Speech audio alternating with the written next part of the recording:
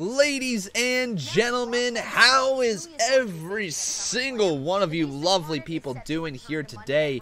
Welcome to the live stream. My name is Conman, and I hope you guys are excited here today for everything that is to come. Welcome, welcome, welcome. I see we got over 100 people already waiting right in here. Oh my goodness, folks, that is awesome. Welcome to the stream, guys. I'm so excited. Today is going to be a huge episode of Monday Night Raw. We have Ronda Rousey, we have Brock Lesnar, and we have Drew McIntyre versus Seth Rollins. Those are the big shows, or the big matches for tonight. It is going to be an intense and incredible match here tonight. But guys, welcome to the stream. Who do we have in the chat here tonight? I see we got Daniel Curie, we got Jonelle Johnson, we got Braden Bayley, Brady Gold, MasterCard, how you doing? Or Mastered, I don't know why I had MasterCard right there.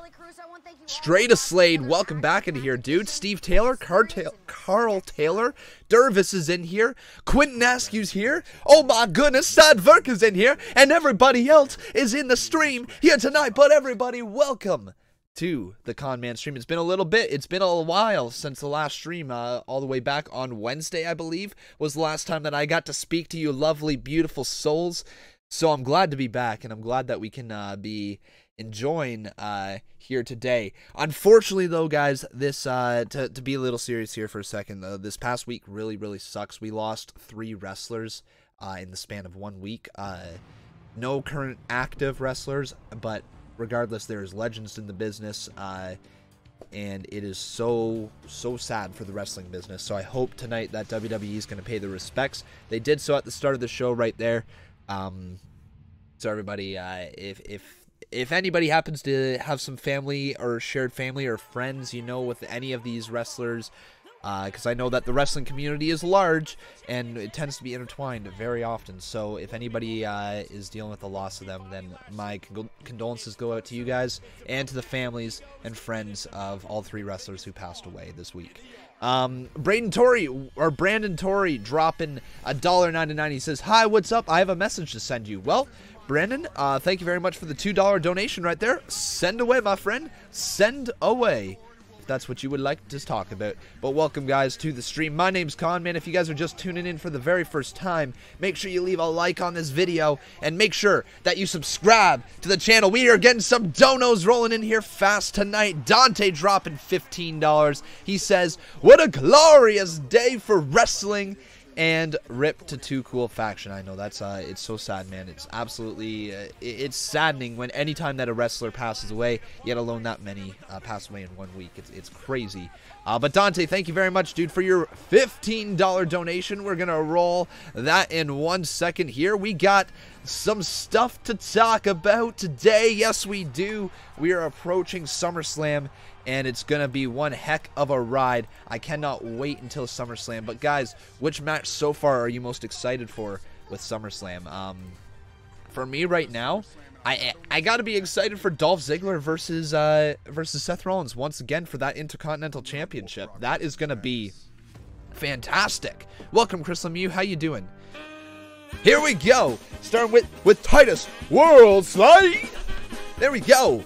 Titus is here, and Brock Lesnar, guys, is on the screen. Brock Lesnar is here.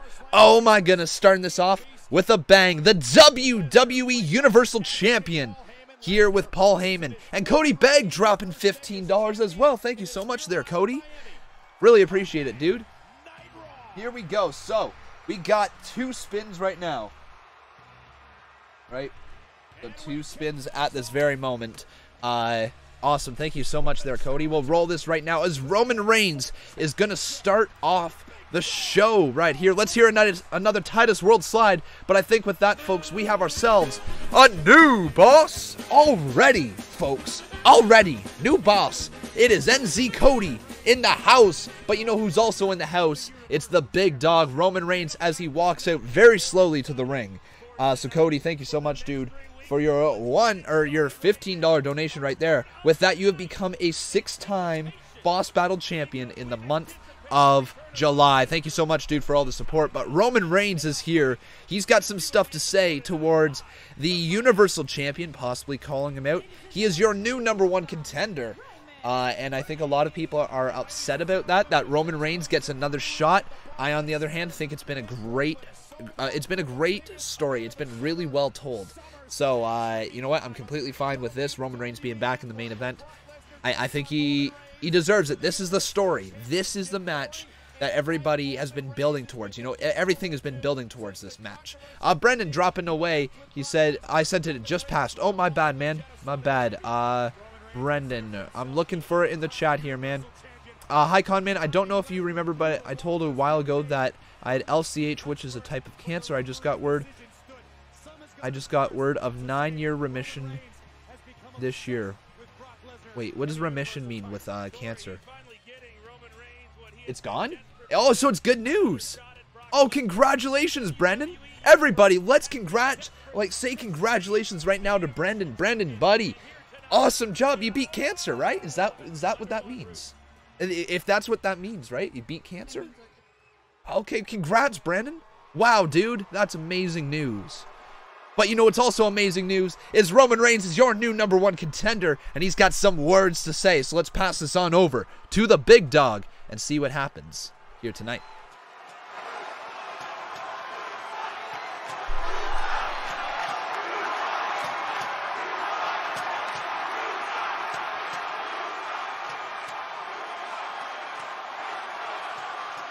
Fans are not a fan of Roman. Every time I come down here, the energy and the noise is always so loud, so I have to give Miami a special shout out.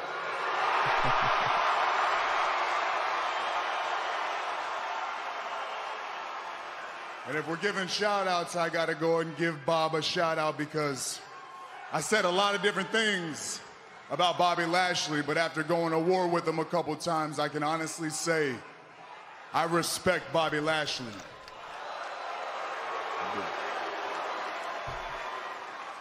And that's a lot more than I can say for Brock Lesnar because I have absolutely zero respect for that fool. Well, there you go. All right. We're starting to build towards Roman Reigns and Brock Lesnar already. That's awesome. The guy never shows up. He never has time to actually come to work, but oddly, he has plenty of time to show up to the UFC. So we're going to rehash WrestleMania story. He has plenty of time to walk up in that octagon, get in Daniel Cormier's face, and run his mouth. But Brock is here tonight, and I guarantee you one thing, Miami. Brock will not come up in my yard, get up in my face, and run his mouth up in here. All right. There we go. There we go. I think Lesnar's going to come out. Roman's just staring at the... Ladies and gentlemen. Yeah. All right, that was a problem there. That was a mistake. Roman was just staring at the entrance ramp. It's like he knew Paul Heyman was going to be there. But here's Paul Heyman as well. Ladies and gentlemen, and you too, Roman Reigns, my name is Paul Heyman, and I am the advocate for the reigning, defending, undisputed, Universal Heavyweight Champion, Brock Lesnar. Woo! Paul Heyman's here, folks. Paul Heyman. Now, forgive me, Mr. Reigns. My client has authorized me to offer you his most profound congratulations for your victory. Welcome everybody to the stream. If you haven't done so, please like this video. Make sure you are subscribed. If you see your name pop up there, I'll give you a shout out. Title opportunity against the Beast at SummerSlam. But from my perspective, the definition of insanity is doing the same thing over and over and over and over and over and over and over again and expecting a different result. Which is why, sir, with all due respect, you should be in a padded cell, not in the main event for the Universal title at SummerSlam. Woo! Calling Roman insane. Because you can go on and on and on and hey, on. Cody, how you doing? Welcome to the stream, dude. And on about spearing Brock Lesnar through the cage and that you're the uncrowned champion. But you can mark my words, Roman Reigns. This is not a prediction. This is a spoiler. At SummerSlam, Brock Lesnar is going to put down the big dog and go on to UFC and become a two-sport champion. Jeez. Can you imagine if that's what he does? Can you imagine if that's what happens? Just shut up, Paul. There you go. We don't care about anything you have to say. We're here to see Brock Lesnar, so bring him out here. Well, there we go. We're expecting Brock Lesnar, maybe? Do you think we get him? Braun cashes in tonight, Cody, you think? My Maybe. client, Brock Lesnar, Be interesting if he does. Here right now in the American Airlines Arena in Miami, Florida. Welcome to the stream, guys. And he is sitting Thanks in for the all your support. No comfort of problem, his Brendan. luxurious Thanks locker for room, and he will not come thanks, but like out here congrats, dude. I'm so happy for you. when Thanks for the support of the channel he as well, feels though. like it.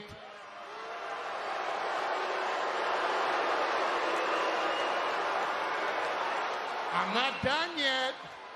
And if, only if, he feels like coming out. Oh, imagine Brock Lesnar's in the arena tonight, but he doesn't come out. But Roman Reigns, don't worry, because at SummerSlam, Brock Lesnar will do. Well, what? Well, what? What's Brock gonna do, Paul, huh? What's he gonna do? Is he gonna actually show up to SummerSlam? As a matter of fact, if he actually shows up, I want you to remember this. Go ahead and write this down. If Brock Lesnar shows up to SummerSlam, I'm gonna send him back to the UFC. Okay. All right. But he's not going back as the Beast. He's going back as Roman Reigns' bitch. Oh, something like that. Yeah. There we go. Jeez, all right. Interesting.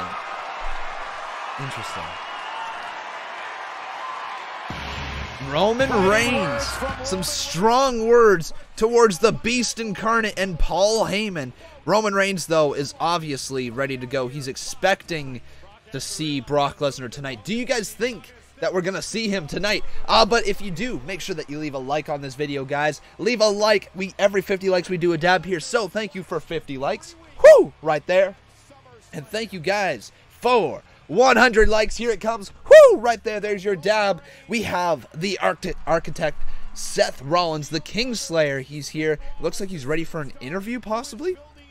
Or no, is he just getting focused? Yeah, he's getting focused here because he is facing Drew McIntyre tonight. That's right, you're getting Seth Rollins versus Drew McIntyre. It's going to be one hell of a match. But guys, if you have not done so, please continue to like this video and make sure you are subscribed to this channel. Like I said, you can see your name pop up on the top left-hand corner, guys. So if you subscribe, there we go. Cody says Reigns is great, but this repeat segment is getting old. I do agree that it is getting a little on the touch side old, but we'll see where it goes from there. Lil Will Foster, thanks for subscribing. Remember, WWE thinks that WWE fans are very short-term memory, which is true in fact. Like, you know, every fan seems to forget what happened, you know, a month or 2 months ago. But, yeah, you know, it is what it is. I think they're just rehashing, you know, some things, you know, making you remember. Olabisi Dosumu, thank you very much for subscribing, dude. Welcome to the channel. Here's Finn Balor, though. Ooh, all right. We got some Finn Balor action. Now, I noticed some things on Twitter here. There's a guy who I recently followed on Twitter, Daily DDT, I think is who it is. The website owner there, and he's got some pretty good points on Twitter. So guys, I highly recommend to go follow him if you want to see some of that. But he pointed out the fact that Finn Balor has been in 3 Intercontinental Championship matches this year, and he's lost 3 times. Tay, thank you very much for subscribing. The constant in that, Seth Rollins, and he's having to be buddy with Seth Rollins, and you wonder how long is it gonna last where Finn Balor is buddy with this guy who keeps getting the best of him. I wonder if Finn Balor has a heel turn in him in the future. Maybe a potential WrestleMania storyline next year. You know, WrestleMania 35, right? That's the next one. WrestleMania 35, having Finn Balor versus Seth Rollins, a heel Finn Balor, Demon King Finn Balor. Like, think about it. It's been a long time since we've seen the Demon King. You know, he's been this rock star Balor. That's his persona right now, not the Demon King. Maybe they save that Demon King for a heel turn because they could really dive into the dark characteristics of that character. And I don't know. What do you guys think? Is that something that could happen? Could you see Finn Balor maybe potentially winning the Royal Rumble and then go on to WrestleMania to face Seth Rollins for the Universal title? Is that a thing that could happen? We don't know. But I could see that certainly being a storyline that they would consider if they continue to push Seth Rollins in this number 1A position, especially if Roman Reigns takes the title off of Lesnar. Maybe you see Seth Rollins. Or maybe Seth Rollins is the one to take the title off of Lesnar the way that he's been built up. I don't know. There's certainly some opportunities there for a really, really good outcome from this. But guys, welcome everybody here to the stream. Like I said, continue to like this video and make sure you are subscribed. We do have to do a few little spins here because you guys have donated. By you guys I mean Cody and why am I blanking? Oh my goodness, I'm blanking on who donated. I can just look. Now that's what I can do. Dante. Sorry, dude. I didn't mean to forget your name. Dante, thank you so much, dude. But we are going to do a couple spins right here on the wheel of donations and the wheel of Conman, or whatever you want to call it, the wheel of whatever. That's kind of a funny name for it. Give me 1 sec here, guys. Just got to bring it up right here. Boom. All right, I think we're good now. Yep, looks good. All right, so we got 2 spins to go on the Wheel of Points, 2 spins to go on the Wheel of Conman. Remember, if you guys want to do a spin right here on the Wheel of Points, it's $5. If you want to spin the Wheel of Conman, it's a $10 donation. You drop $10, you get a spin on each. So here we go.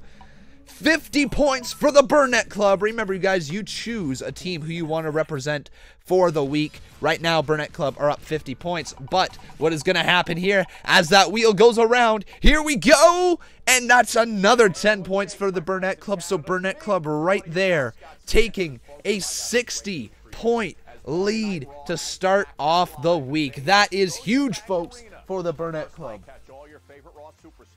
There we go. Burnett Club right there is got the early lead. But let's do another quick little spin here on the wheel of Conman now, as we have 2 spins right now. We'll see what type of fun, goofy stuff is going to happen over the stream. Here we go. Round it goes. And we've got a heel turn today to do. So, there we go. Heel turn. Okay, heel turn and last one right here. What is it?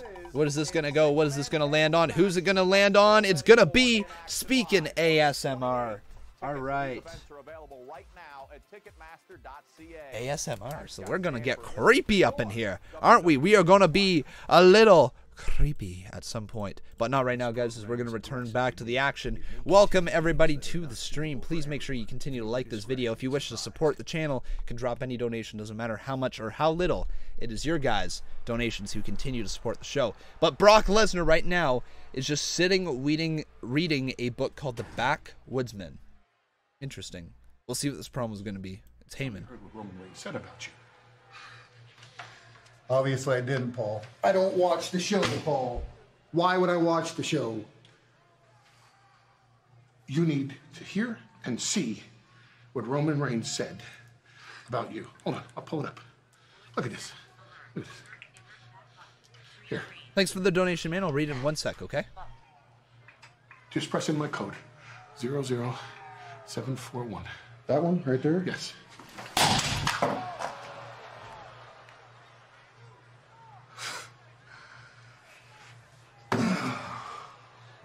He just threw the phone, by the way. And Dante dropping $15. I'll read it in 1 sec, okay? Thank you so much, dude. Man.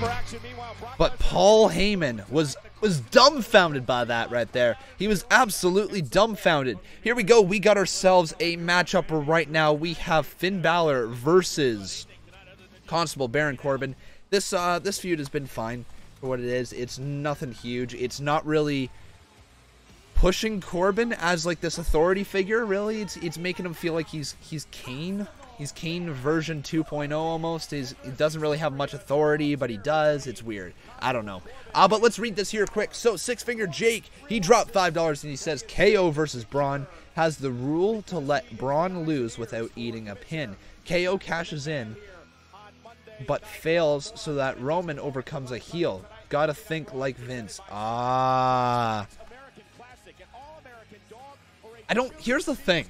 I think Kevin Owens could easily cash in on Roman Reigns. You know, I think that like they're trying to build Roman Reigns up as this babyface so badly that they might try, you know, the climb back. You know, they might just take it. You know, that might get some major heat onto Kevin Owens. Let me roll that $5 donation right there, and then I'll read Dante's. Thank you so much there, Six Finger Jake. It's Rusev Day, but I don't know for how long it's going to be Rusev Day. Sounds like there's lots of rumors that they are going to be splitting up that group.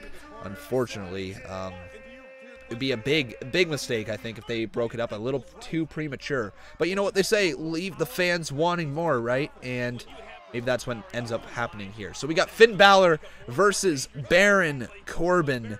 I just got to find his photo, and then we'll talk about who we think is going to win this match. So, here we go. Who do you guys think is going to win? Type 1 for Balor, Type 2 for Corbin. I'm going to go with 1 once again for Balor, with like another like roll-up or something like that. I'm going to go with that again, but I don't know. They could give the win to Baron Corbin, but I'm going 1. So Dante, let me read your donation here before we talk a little bit about the match, as Balor has a side headlock locked in on the Constable of Monday Night Raw. Dante says, Conman, remember, Demon Balor was the first Universal Champion. Yes, he was. He was the first Universal Champion, and it sucks to see that Balor has not been able to get over as much as that. You know, he just has kind of floundered on the main roster. I'm not sure if it's just because his injury came at the worst possible time, you know, when he won the Universal title. But he certainly was, it was poor timing for sure. But there we go. We'll roll that $15 donation right there. There's Titus World Slide right there. But, oh man, okay, we just had a little leg. It's okay. Are we okay? I think we're okay, guys. That's the first time we've had leg on this stream in a long time. Cool, interesting. But Corbin now puts Balor up on the top rope, and he has now punched away. Oh man. But now Balor's starting to fight back. He is fighting back. He is so fighting back right now, guys. So Balor starts fighting back there on Constable Baron Corbin. He is going. Balor gets outside of the ring. Here he goes, charging up, running around. Boom! There's your fist right there. Right on the side of the head of Baron Corbin. Woo! You know any of the matches that are coming later? I think we're getting Seth Rollins versus, what's it called? Seth Rollins versus, why am I blanking on his name? Drew McIntyre. There we go. Drew McIntyre. Also, guys, I want to quickly remind you all that I do have excellent merch. You'll see the thing play over there. That's a new little attraction thing that I have going on the streams. It moves a little bit. Looks kind of cool. But make sure you check out the merch, guys, if you want to check it out. We've got a great merch site. Six Finger Jake dropping $2 as Corbin goes for an attack there. Balor oversteps him as he countered it, but now Corbin has maintained control of the head. Goes to hit Balor in the corner, and then Balor gets back out of that one. Balor now going to go to the turnbuckle. Corbin stops it and hits a forearm of his own. Here you go, Corbin. Giant clothesline, and Balor lands on the back of his neck, hard on the ring apron. So Six Finger Jake says, I vote for Burn It Down to replace Rusev Day. We could maybe do that, guys. Do you like that idea? Six Finger Jake offering up the Burn It Down instead of Rusev Day. Do you guys like that idea? You guys like that idea? And Bobby Hill, wow, he doesn't read every donation. I do, man. Sometimes it just takes a minute to get around to it. Don't you worry. If anybody drops any money on this channel, I feel absolutely required to read it, because, you know, they dropping money, folks.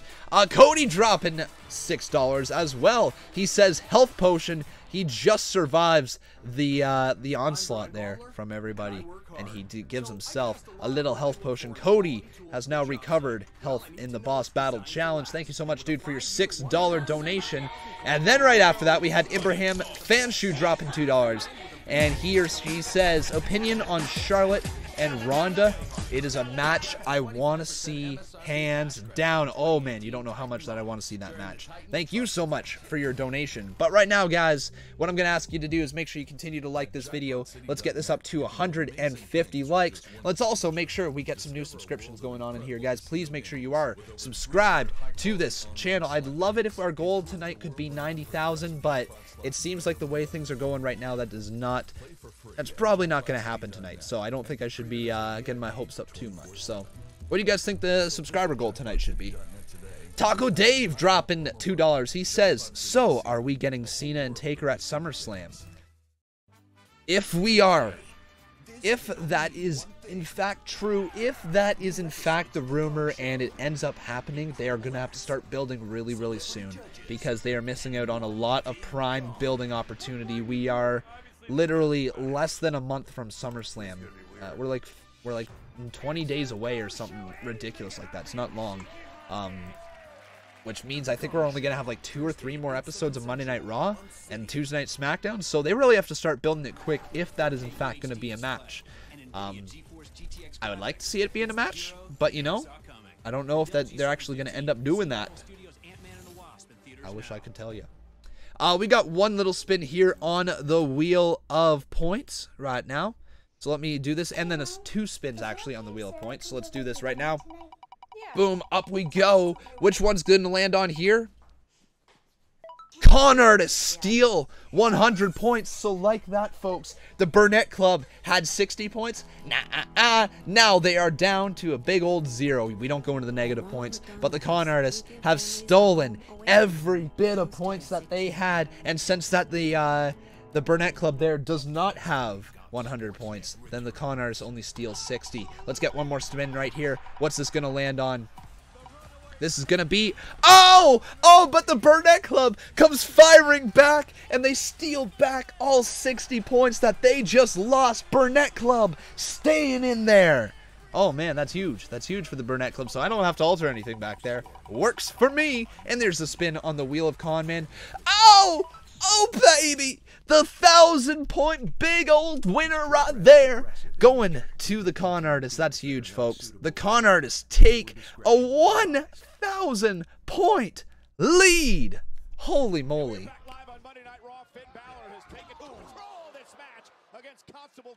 That might be the worst 1,000 I have ever drawn, but you know, it works. Holy moly. I saw we had a $2 dono in there as well. From Josh Baker, he says, I want to see Jeff versus KO. You know what? I'm right there with you, dude. Thank you so much. But as we come back from the commercial break, it looks like Baron Corbin has taken control of this match over Finn Balor. He's got a side headlock locked in right now. And Taco Dave dropping $1 as well. Thank you very much, Taco Dave. Love your name. Great name. Great name. Dropping it all right there. Thank you so much, dude.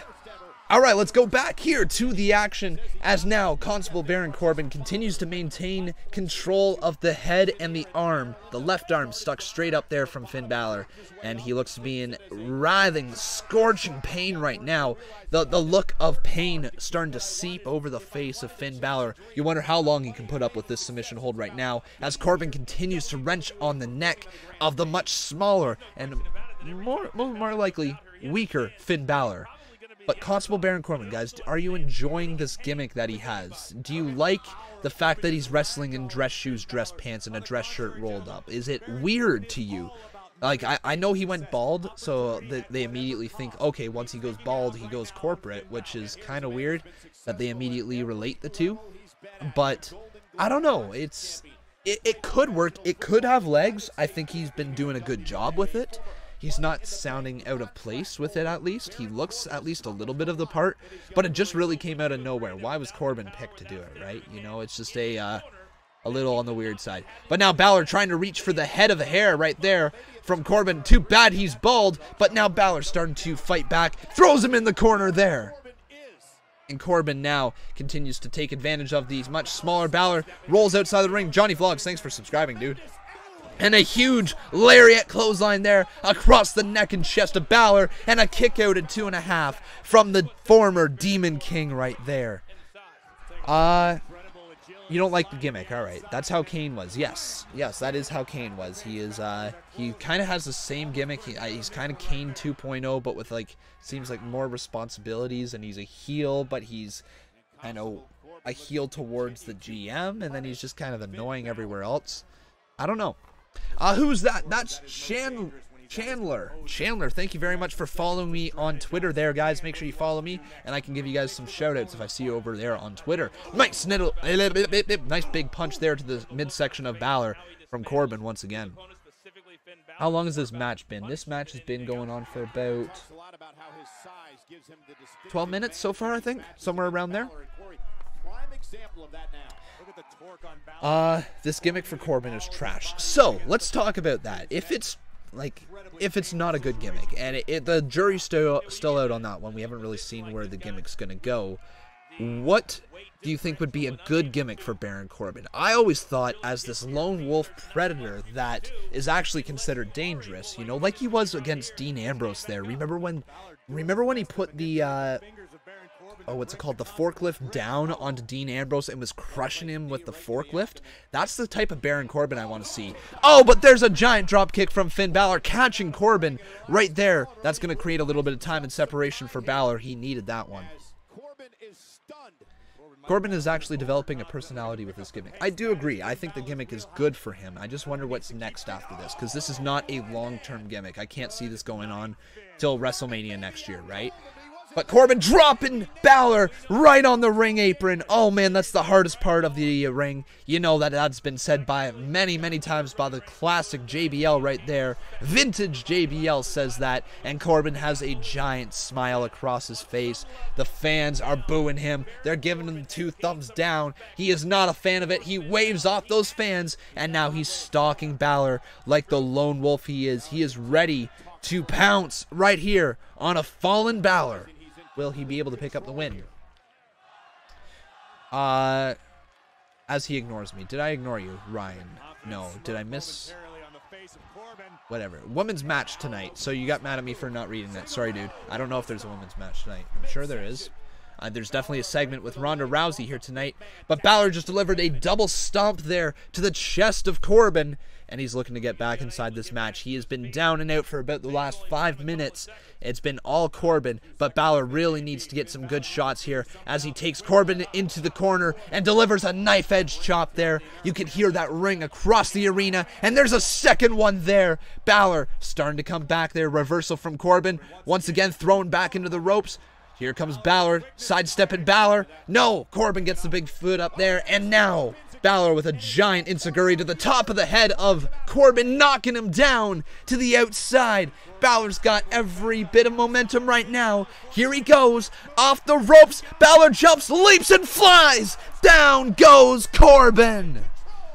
And Balor is in full control here as we head to commercial break.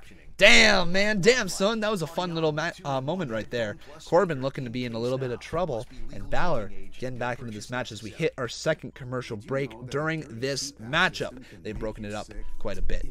But welcome, everybody, here. If you are just tuning in for the very first time, please make sure you like this video, guys. Also, please make sure you are subscribed to the channel. You can see your name pop up on the top left-hand corner. So I want to see your name pop up over there. And you can also see your subscribe count go up here live in real time.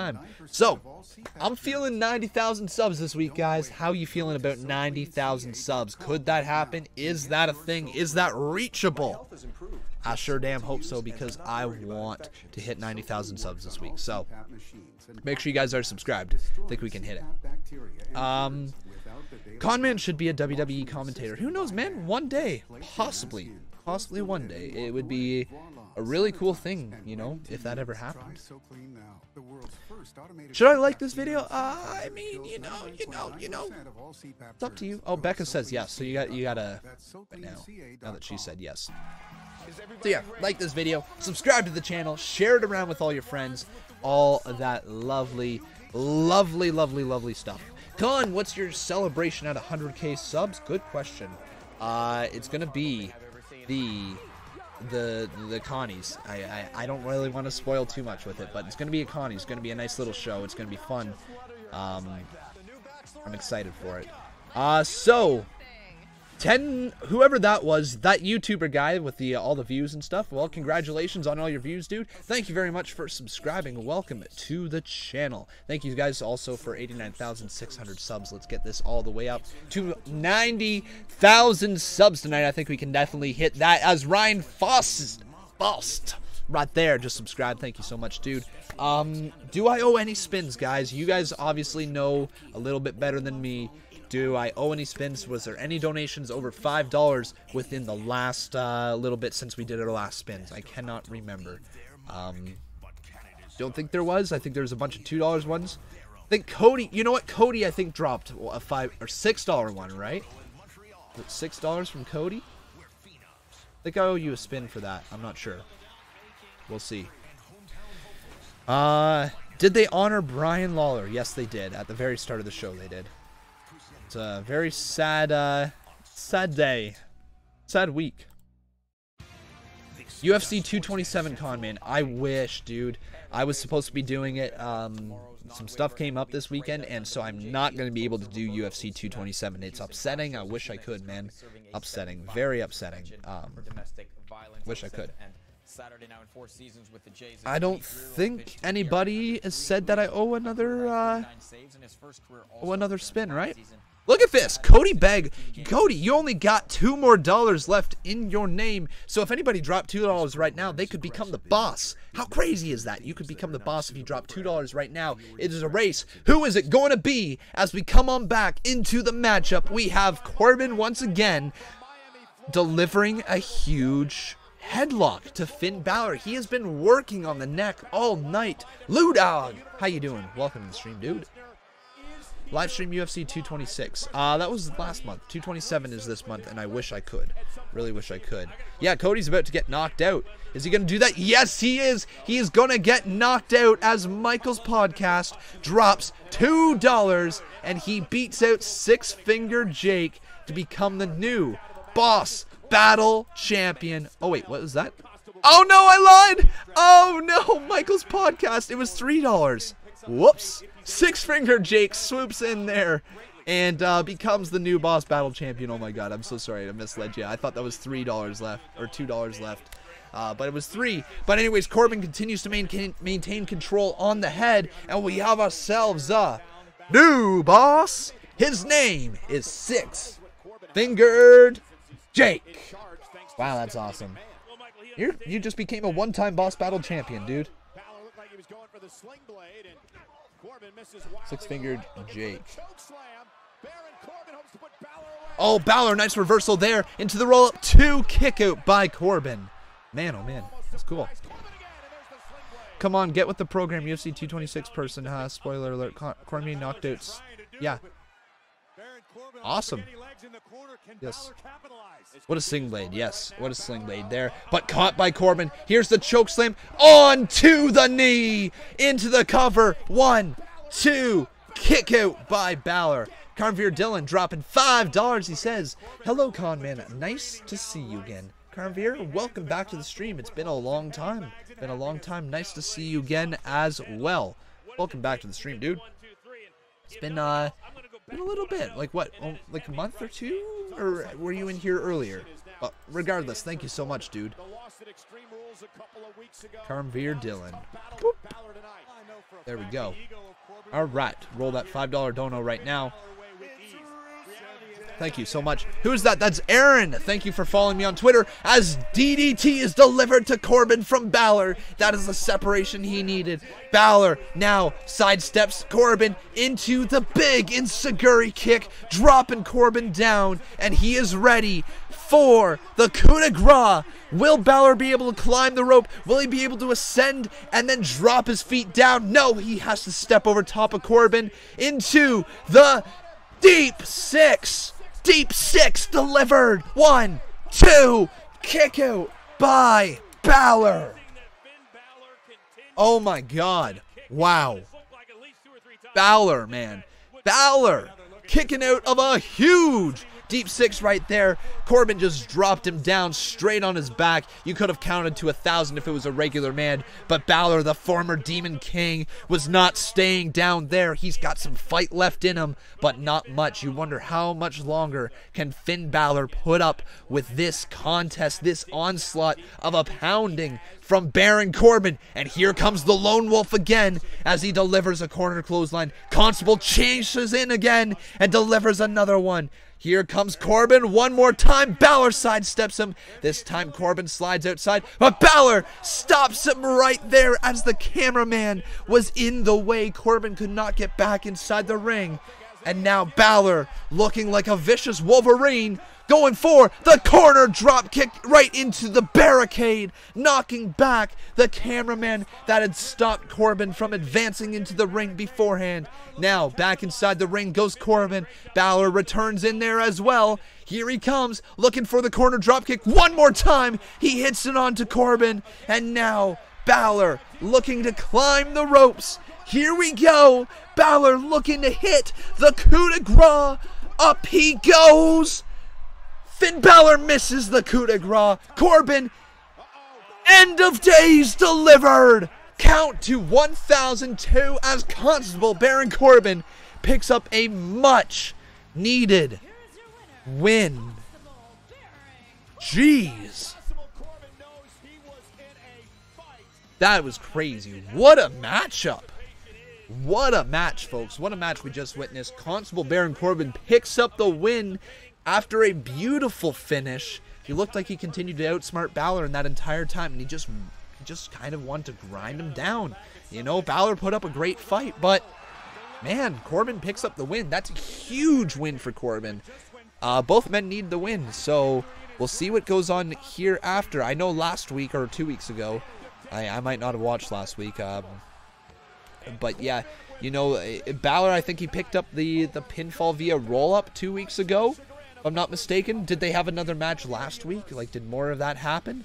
Or did Baron Corbin just even up the series? Yeah. I knew that because I got the notification from the WWE app that Corbin won. Well, hey, I knew it because I watched. Who's that? That's Jesse Uso. Thank you very much for following me as well. And now Corbin comes back into the ring. Uh-oh, Corbin. Is somebody going to come out and make the save? Oh, there's the forearm from Balor. Balor fighting back. Oh, no, Corbin throws Balor outside of the ring. Yep, Corbin's not done with this. He's going to maybe look to hit the end of days on the outside. Could that be a thing here as Corbin grinds Balor's face into the barricade and now delivers some shots right there? Jeez. Balor's eyes rolling back in his head. Jeez. Corbin looking like a real badass now. That's actually the type of Corbin I want to see. More of this, please. Corbin, want to see more of this. Keep going with this. All right, but guys, if you haven't done so, please make sure you like this video. Let's get this all the way up to 200 likes. And also, guys, please make sure you subscribe to the channel. I'd love to see your name pop up there, just like Harai Qualium. Thank you very much for subscribing. Here's Paul Heyman backstage once again. Burner phone. Oh, yes, sir. Choose the rude interruption. What is this about Brock Lesnar refusing to appear in front of a live audience tonight? He is under contractual obligation to appear. My client fulfilled his contractual obligation the moment he walked into this arena. Thank you very much for subscribing. Mr. Angle, with all due respect, if you want more from Brock Lesnar, his locker room's right down the hallway. Go get more from Brock Lesnar. This is not my problem. This is your problem. How about this, Mr. Heyman? This isn't my problem. It's your problem. You may be Brock Lesnar's advocate, but you're under contract with the WWE, a contract that I control. So if Brock Lesnar doesn't end up in that ring tonight, your contract is terminated. Say goodbye to the WWE. Really? Really? You're serious? I'm dead serious.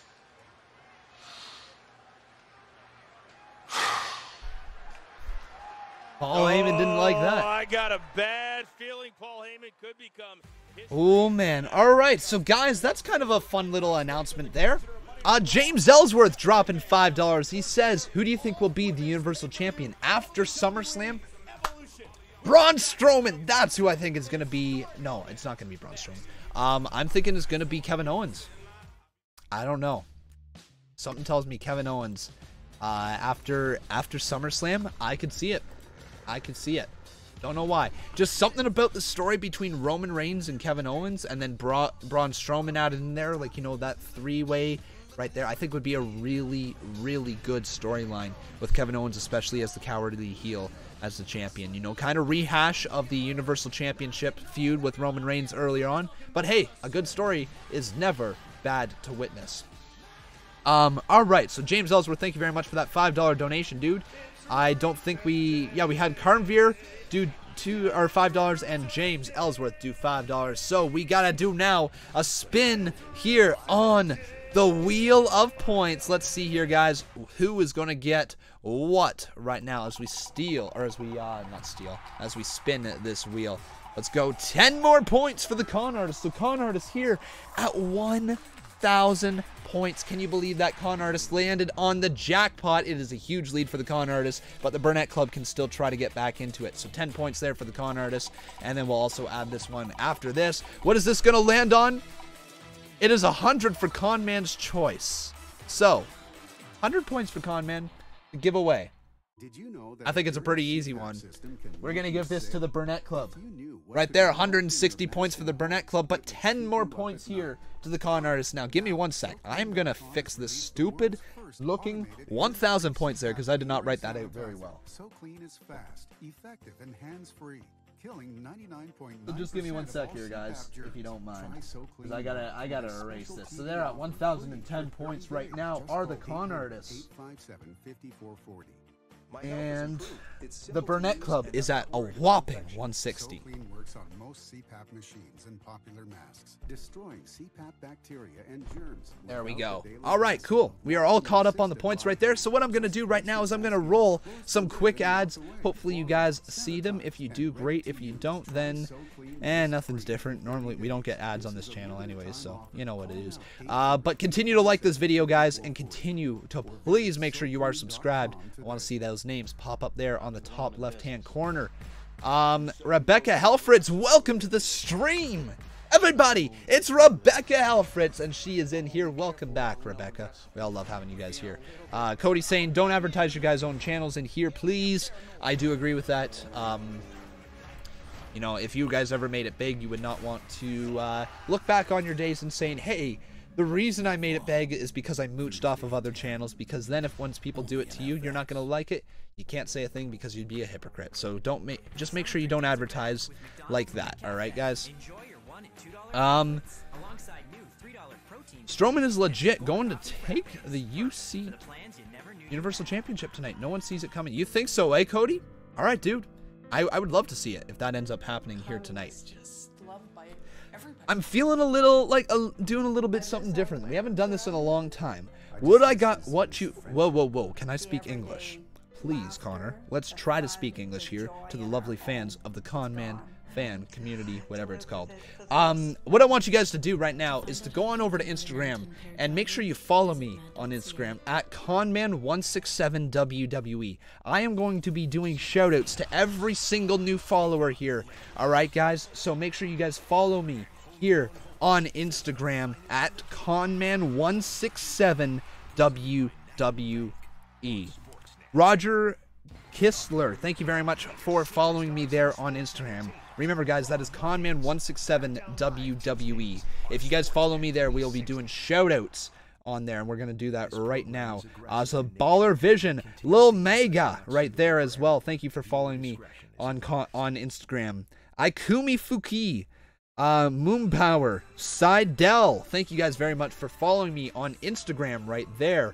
That is Armin G, Hoops, Jason Quill, Dev. You guys are awesome. Continue to follow me there on Instagram at Conman167 WWE. JCC Austin, Mason RH, Lee Galindo, Shane Sarkey, Bradshaw. Thank you very much, guys, for following me here on Instagram at Conman167 WWE. We'll do a few more shout outs here. Jesse, Curtis, and WWE Reviews Now, and Battle Bond. Thank you guys so much for following me right there. We are gonna now turn down the Instagram shoutouts. I will continue to shout you guys out next commercial break, because we are now back to Monday Night Raw. And this, actually, you know what? We can continue doing it right now, because they're going to talk about the Evolution pay-per-view that is coming up in October, which is awesome news, guys. Love it. Love hearing that. Okay, give me one sec here, guys. So I got to start shouting some more people out. We've got WWE Munch, Silent Petsay, Safrimj, The Girl Desiree for Life, Spy Blue. Thank you guys for following me on Instagram at Conman167 WWE. Continue to do so, okay? Continue to follow me on Instagram at Conman167 WWE. Alright, I will shout out every single person who does right now as we wait for WWE to come on back into the show. That is Conman167 WWE. I want to break 1,000 followers on that account at some point, so continue to follow me there and continue to subscribe. I don't mean to be mumbling and rambling about nothing, but right now I can't really talk about the WWE. We can talk about the women's evolution and everything like that is with it. It's awesome. I'm so happy there's going to be an all-women's pay-per-view, and I sure hope to God it's legitimately going to be a pay-per-view, and it's not just going to be some special on the network. I hope it's a legitimate pay-per-view, because that would be cool. Who is this? Ms. B and Seidel. Oh, Seidel followed me already. Brian F. Thank you guys very much for following me on Instagram there at Conman167 WWE. James Ellsworth dropping $3 more. He says, who do you think could win the 2019 Royal Rumble? Finn Balor. I think Finn Balor versus Seth Rollins seems like a very logical choice if Seth Rollins can move back into contention for the title. I'd love to see that. And I think next year, 2019 is going to be the year of Balor, I think. So James Ellsworth, there we go. Dropping $3. Thank you so much, dude. They all have the same cologne. It smells good, kind of spicy. Anyone knows what the brand is? No, I don't. I do not. Don't have a clue. But that was huge, huge announcement last week, guys. The all-women's pay-per-view, just a massive announcement. What do you think of James Ellsworth being fired? Kind of sucks. I think James Ellsworth was doing an excellent job. I know WWE must have just brought him in for a short-term run, I think, to be Carmella's heater, to get heat on her. I don't know. I think they could have done more with him, but at the same time, you know, maybe it was time for him to return back to the independent scene. I don't know. Do you think Alexa will defeat Ronda? No. No, I do not. I think Ronda will defeat Alexa. I think so. By the way, guys, get your merch. You guys want to look at this little thing over here. It's kind of cool. Just get your merch, and that shows the new merch stuff. It auto-plays every so often. Look at that. Cool hat right there. Here's Alicia Fox backstage, though. And Alexa Bliss comes on up to her. Look at the list of con men, too. You guys want to get that. All right, Foxy, listen up. My best friend, Mickie James, was injured this week. So I handpicked you to take her place tonight in this match against Natalya. But now that overhyped rookie Ronda Rousey's out of detention, she's going to be in Natty's corner tonight. Ugh. But you know what? I don't even want you to worry about that. Don't worry about Ronda, because I got Ronda. The champs got Ronda. I just want you to focus on Natty. And come on, Fox. You and I both know that you are one of the trailblazers of this women's division. Plus, she's been around for a with long all time. this buzz over the first ever all-women's pay-per-view WWE Evolution, this is your moment, your opportunity, your chance to make even more history right now.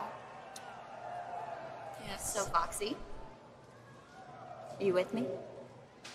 Come on, am I with you? Little blitz. I'm gonna hurt Natalya so badly. I'm gonna make her cat say, me out. You get it? Alicia Fox is weird. Alicia's different. I like how Michael Cole only says, Alicia's different. Yeah, she is. To say the very least. But here we go, guys. Here we go. We have ourselves the next matchup of the night. It is going to be Natalya versus Alicia Fox, which should be a competent match. I don't think it's going to... Oh, no way, guys. Ronda Rousey is coming on down with Natalya. Interesting. So Ronda Rousey's here. Her suspension has been lifted. Welcome back, Rowdy Ronda Rousey. It's great to see you back. Not gonna lie, she was missed. She's got this certain star power about her, right?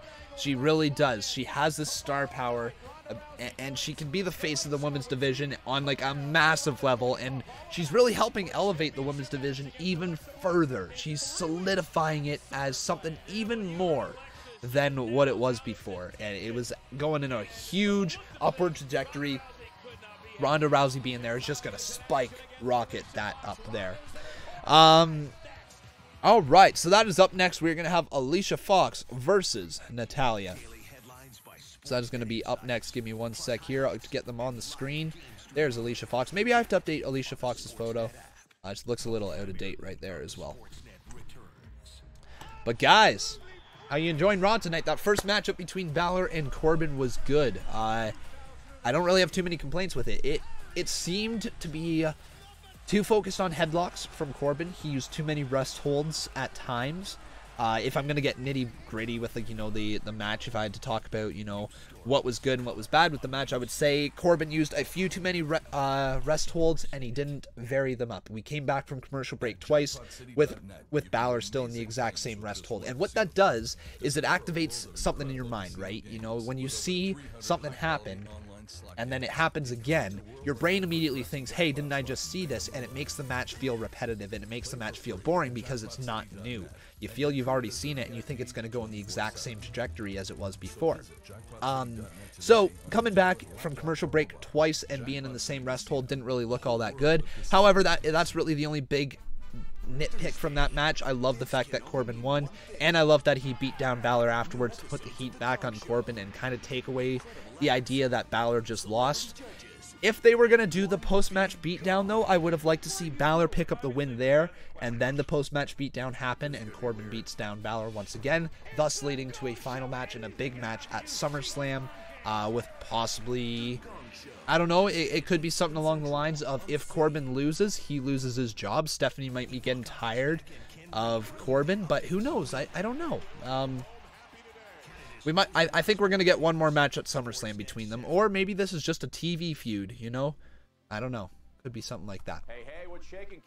But guys, if you haven't done so, please continue to like this video. Thank you for 200 likes. Whoo! If you guys wish to help support the channel, you can drop a donation. Doesn't matter how much or how little. Every little bit does help out. Angelo Olivias, I'm sorry that you didn't see your name pop up there. Thank you so much, dude, for subscribing. Sometimes the names don't pop up. It's mostly because the subscriptions aren't turned on public, but even then sometimes it does mess up. But make sure you guys do support the channel if you wish to. Tingerland there, how come I'm not a mod anymore? I'm a big supporter of the channel. Maybe the truth hurts. No, Tingerland, it's because it's been the constant belittling of me and every single decision that I make. You treat it like that I owe every single thing to spend every waking moment here on this channel, and meanwhile, it's at the end of the day, you need to take mental health breaks. You need to take days off. You cannot work 24/7. You cannot work that long. And so I took a week off to my vacation, to a family vacation, and you called me out and you said that I don't put enough effort into this channel. No, that's not the truth. That's you being a dick. That's what that is. And I'm sorry if the truth hurts, but that's you being a dick. That's not you being like a great supporter. That's you literally just being a dick to me. And I do not accept that, man. I am sorry if that upsets you, but you know what, man? You have questioned so many things here, and you question every single move that I make, and I tend to get really annoyed towards you. So I don't mean to put you on blast, but if you're gonna ask right here, and that's the only way I can tell you, I'm gonna have to let you know. I do appreciate everything you've done for the channel, and I do appreciate that. I do appreciate everything you've done for the channel, but you annoyed me to hell today, man. You really did. But here we go, guys. We have Alexa Bliss coming on down to the ring. Woo! It's a Raw Women's Champion here, guys. And there we go. And coming on down once again is Alicia Fox. James Ellsworth here. Love your channel, Conman. Thanks for the live streams. Keeps me updated. Do you think John Cena will ever become WWE Champion again? Do I think he'll ever become WWE Champion again? It's tough, eh? Because I don't want to say never.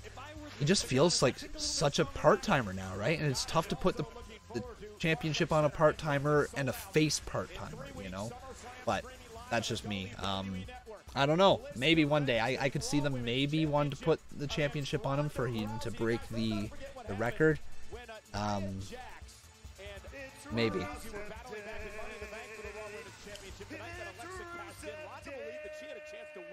Hey, Conman, do you think they're going to introduce a women's tag team championship? Potentially. Potentially. I don't know for sure. But here we go, guys. We now have Alicia Fox versus Natalya. This is going to be a nice little matchup here. Tyrell, man, thanks for subscribing.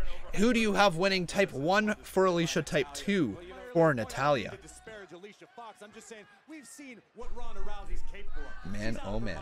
I think Alexa Bliss would be better off calling, I don't know, Miami-Dade. Oh, nice move there. Natalya dropping down Alicia Fox. I'm going to go with 2. I'm going to go Natalya picking up the win here. And I think Alexa Bliss is probably going to beat up Alicia Fox afterwards. And then maybe Ronda Rousey comes and makes the save.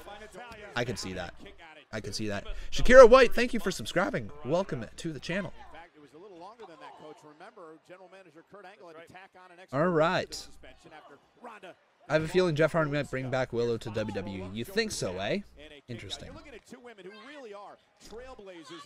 You think Fox by roll? Oh, you think Fox is going to pick the win up here by roll up? I don't know. I think they're really going to build up Natalya here because I think she would be the logical first challenger to Ronda Rousey's title if she were to win that. Casey Little, thank you for subscribing, dude. Oh, Rousey hype, baby. That's Brad Rhea, baby. Oh, but Alicia Fox trapping Natalya under the apron and now stomping a mud hole right in the midsection of Natalya. And man, that's got to hurt right there. Alicia Fox showing an aggressive side. We know she's a little bit crazy. Alexa Bliss, though, really happy with that. She does not like Natalya. Do I think Nia Jax is going to interfere in the Alexa Rousey match? Good question. I don't know. I don't know. At least Cena would show up. That is true. If Cena did come back, he would at least show up, right? It's definitely for sure he would show up. I would think. You've also changed your name, but I've been supporting for 6 months. Well, that's really tough for me to keep track of. What was your name before, dude? But I appreciate it. Stop with women tag team. It's taking the power from the women's championship. No, it's not. I completely disagree with that. Completely disagree with you on that one. Nice to meet you too here. James Ellsworth dropping another $10, and he says, who's your favorite WWE superstar of all time? Well, James, thank you so much, dude, for your $10 donation. My favorite WWE superstar of all time is Chris Jericho. Hey, and Domination is back in here. Speaking of domination, Alicia Fox is currently dominating the Queen of Hearts right here in Natalya. And she's locking in now. An abdominal stretch with a back wrench. What is that? What's that? Almost a chicken wing or a reverse chicken wing on Natalya, but not quite the chicken wing part. It's just extending the arm. It's like, I wish I could give you a name for that. I don't really know what that is. But thank you so much, dude, for your $10 donation, James Ellsworth. Very awesome. Very, very awesome. Woo! There's that 10.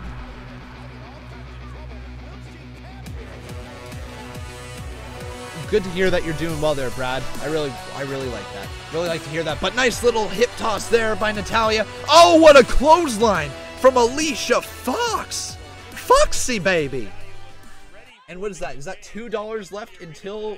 I think that's $2 left until we get a new boss, right? Yep, $2 left, guys, till a new boss. Who's it going to be? It's not $3 this time like it was before. Who's it going to be? But Natalya now trying to fight back here. Nice little leg sweep, knocking down Alicia Fox straight down to the ground. Oh, Natalya stumbled. Oh, man, but she recovers, and there's a nice drop kick. What a nice recovery by Natalya. She stumbled there, but she got back, and there's a huge clothesline. James Ellsworth dropping another $5 to kick out by Alicia Fox, and I think with that, folks, James Ellsworth is going to become the new boss. James, welcome to the boss battle list. Into the cover, 2 kick out by Natalya. So James Ellsworth.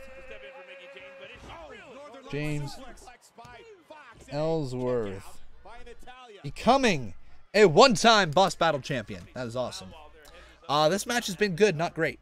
So far, you know, not bad. I think we're starting to hit the exclamation point here. Ronda Rousey trying to get involved in the match. Oh, there's a right fist from Alicia, not from Alicia Fox, from Alexa Bliss. Oh, and a big boot from Alicia to Natalya.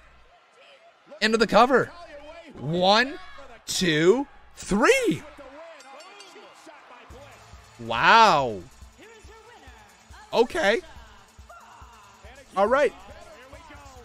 How am I doing? I'm doing pretty good. But, oh, man, here comes Ronda Rousey chasing Alexa Bliss right now. In the ring with Alexa Bliss, going for that finisher. Nice little takedown there. Going for the armbar. And Alicia Fox now stops Ronda dead in her tracks. But Alicia is now brought up, and Ronda has her in position right now. What is this finishing move? Oh, what a move.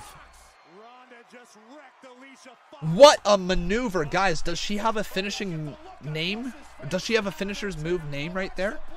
I don't know. But now Alexa Bliss looks like she's about to get caught by Ronda Rousey, brought back into the arena, and Alexa is scared out of her mind. Alexa Bliss, no, being saved by Alicia Fox.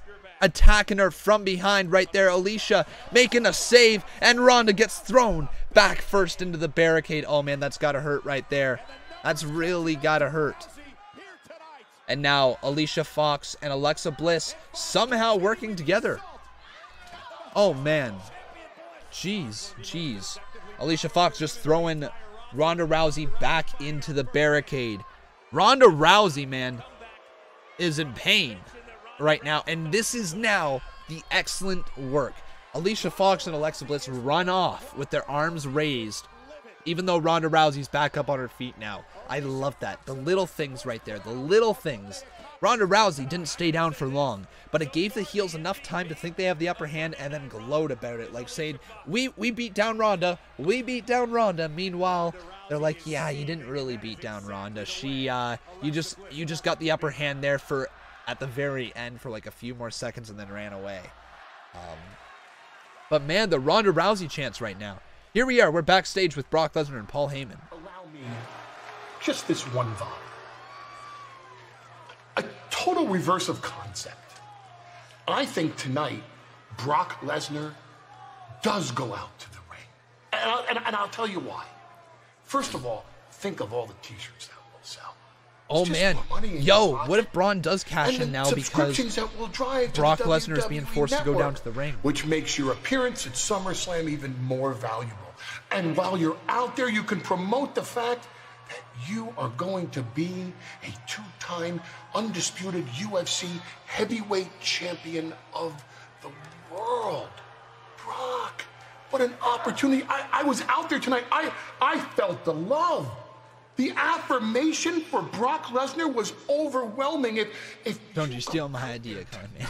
Not stealing your idea. I definitely would never steal your idea. I'm telling you.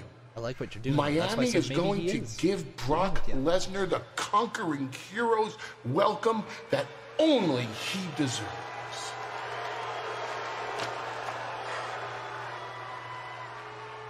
You have no idea how under my skin you are getting right now.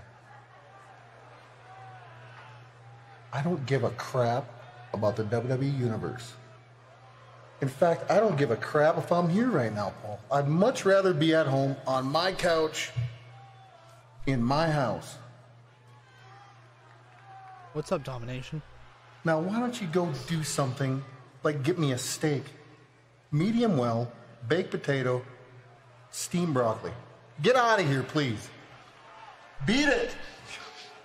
Man, I like where this is going. Well, Coach, here's the problem for Paul Heyman. Brock Lesnar's not locked. So, here's the story right now. The overarching story of the night is that Paul Heyman's job is on the line if Brock Lesnar does not come out. Now, Paul Heyman was the one who said Brock Lesnar should not come down to the ring to begin with, and now Paul Heyman needs Brock Lesnar to get down to the ring. So, I think after all of this, you never know, you might see Brock Lesnar be forced down to the ring by Paul Heyman, attacked by Roman Reigns, only for Braun Strowman to come cash in the Money in the Bank. Tonight we could see a new champion. Then the main event, that would be a way to go home, right? That'd be an awesome way to go home with Braun Strowman raising the title ahead. It seems like a possibility now because of where the storyline is going tonight. I think this is all going to culminate at least in Roman Reigns and Brock Lesnar getting their hands on each other. I don't know how, I don't know where, but I can see that happening for sure tonight. In the main event, I can see a big fight here tonight. Tonight, we got Jinder Mahal versus Braun Strowman as well. However, I could also see Braun Strowman cashing in. Here is Elias. Woo! Mr. Elias. Elias is next. Oh, Elias is next. Okay, so guys, Elias is going to be joining us after the commercial break. Alright, so are you enjoying Monday Night Raw here tonight? I don't know. So far, it seems to be pretty good. Hasn't really been too many bad things. Been a lot of post-match beatdowns and a lot of heels getting the upper hand right now, which I kind of like. But guys, if you haven't done so, make sure you like this video. Domination, you say your birthday is coming soon. Well, make sure you join us in here if it's your birthday. Make sure you continue to like this video, guys. Let's get this up to 250 likes. And also, please make sure you are subscribed to the channel. I would love to see your names pop up on the top left-hand corner. Let's get going in here, guys. I would love to see some people's names pop up over there. Just like Tyrell Mann. Thank you so much, dude. Welcome to the channel. You'd rate it an 8 out of 10? Alright. Alright. We'll see if that's gonna continue going on. I don't know if I'd give it that high of a rating right now. It has been it's been an average show so far. Nothing bad. Nothing bad so far. I've enjoyed every little bit of it, but nothing spectacular. I think there is potential for tonight for it to be spectacular, I should say. Especially with Balor. Or no, not with Balor. Well, Balor versus Corbin was a good first match of the night. It had lots of action. You know, it took place over 2 commercial breaks. It was nice. Really nicely done.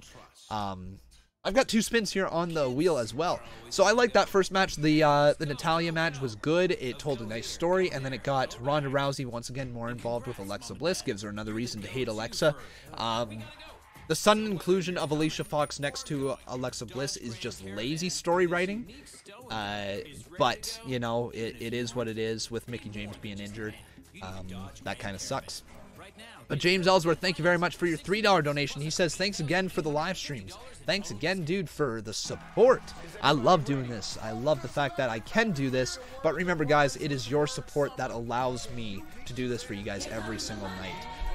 And not have to go spend these hours where I'd be live streaming with you guys working somewhere else. It's really nice. Conman, are you ignoring me because I'm a heel? Nope, I just haven't seen your stuff there, Trevor. Sorry, dude. And if you're a heel, then I'm not sorry, jerk. I'm messing with you. Alright. I'm going to roll some quick ads. And we'll do a couple spins here, because we got to do that. So we got 2 spins here. 1 on the wheel, or yeah, 2 on the wheel of points. Let's see what happens here. And 1 on the wheel of Conman. Up it goes. Here we go. Wheel of point time. Folks, remember $5 to get your spin on the wheel of points. And if you guys do support the channel, I love you forever. What is that? That's 10 more points for the con artists as they continue to take a giant lead. They're at 10,020 points right now. Let's do another spin right now. Who's it going to land on? It's going to be 0 points, so no points for anybody. Unfortunately, that's a huge letdown for everybody involved. Nobody likes to see the big old 0 come on up, but it is a thing that happens on the Wheel of Conman, or the Wheel of Points. Let's get this up here to 1,020 points. I'm begging you. Trust me. You? 1,020 points. That's nice. So con artists continue to take a gigantic lead.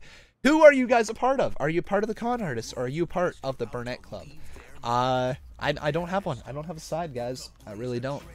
My heart probably lies a little bit more with the con artists. Let's be honest. It probably lies a little bit more there. I would say the con artists are the babyface and the Burnett Club is the heels. So, which one are you guys part of?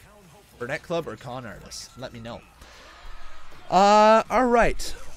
And one more thing, we got one more spin right here. This is on the wheel of Conman, though. This is the much bigger wheel. This is the fun wheel because we do have some fun stuff here to do tonight. We've got a heel turn in ASMR to do.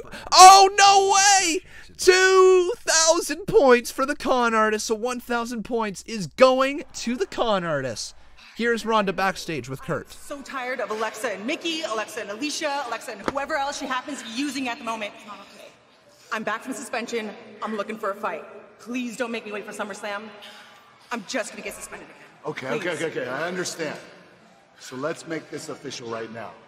Next week, you will go one-on-one against Alicia Fox in your first ever match on Monday Night Raw.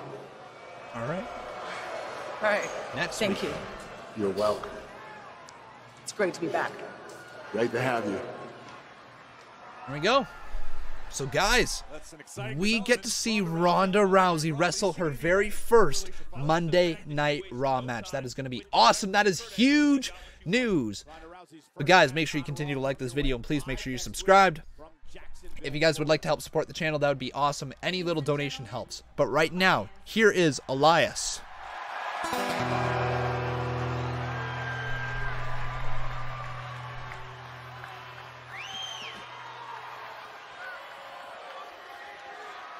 Hello, I am Elias.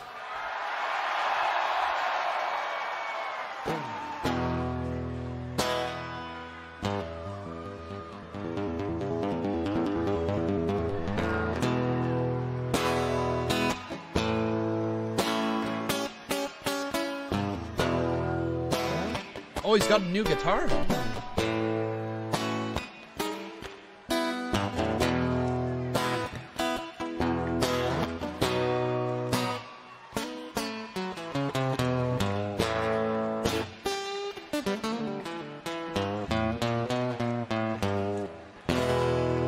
There you go.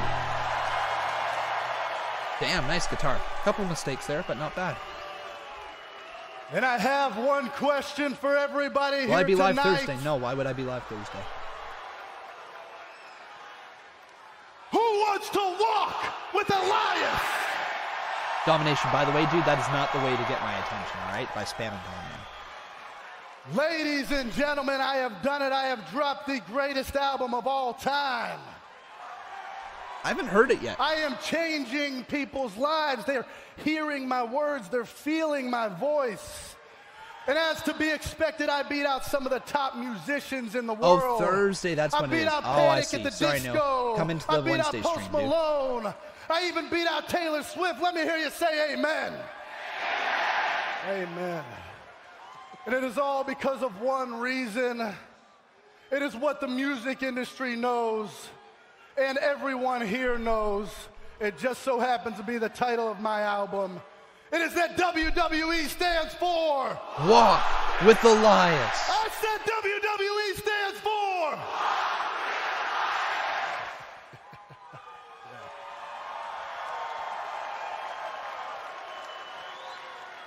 Now, no, I haven't heard his album yet, guys. I'll have to give it a listen. I could have beaten Drake.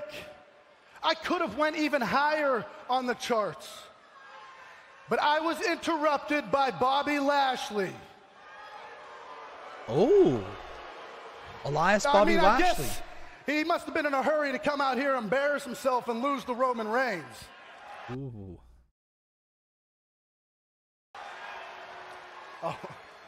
Oh, Miami, don't act like you get it all of a sudden, okay?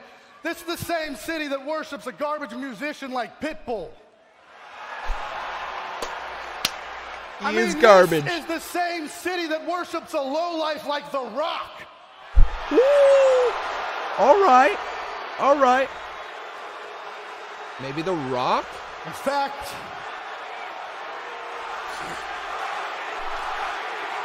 listen to the Rocky chants. Wow.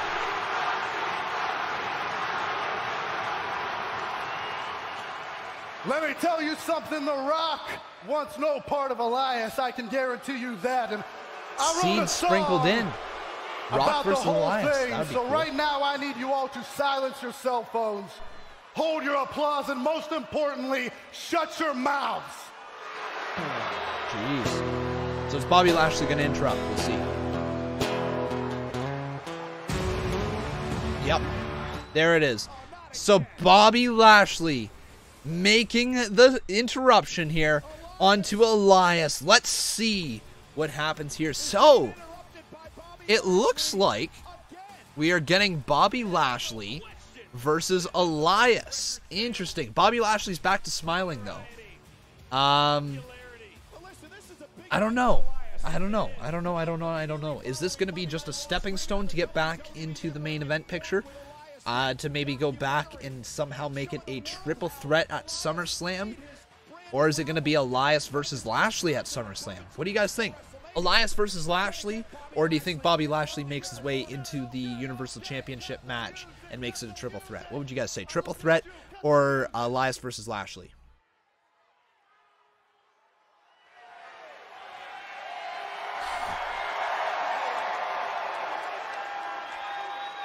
What do you think you are doing out here? Well, Elias, first of all, I'm a big fan, and since I heard you say my name out there, I figured I'd come out here and get a front row seat and listen to whatever you have to say. Is that right? Is that right? You're a big fan, huh? Well, no matter what you say, Bobby Lashley, I can see right through you.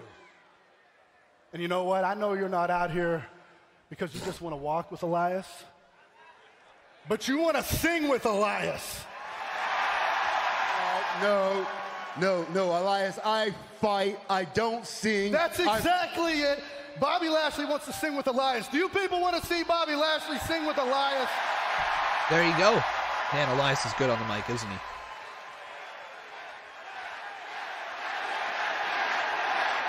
Do you guys want to see him sing with Bobby Lashley? Do you want to see Bobby Lashley sing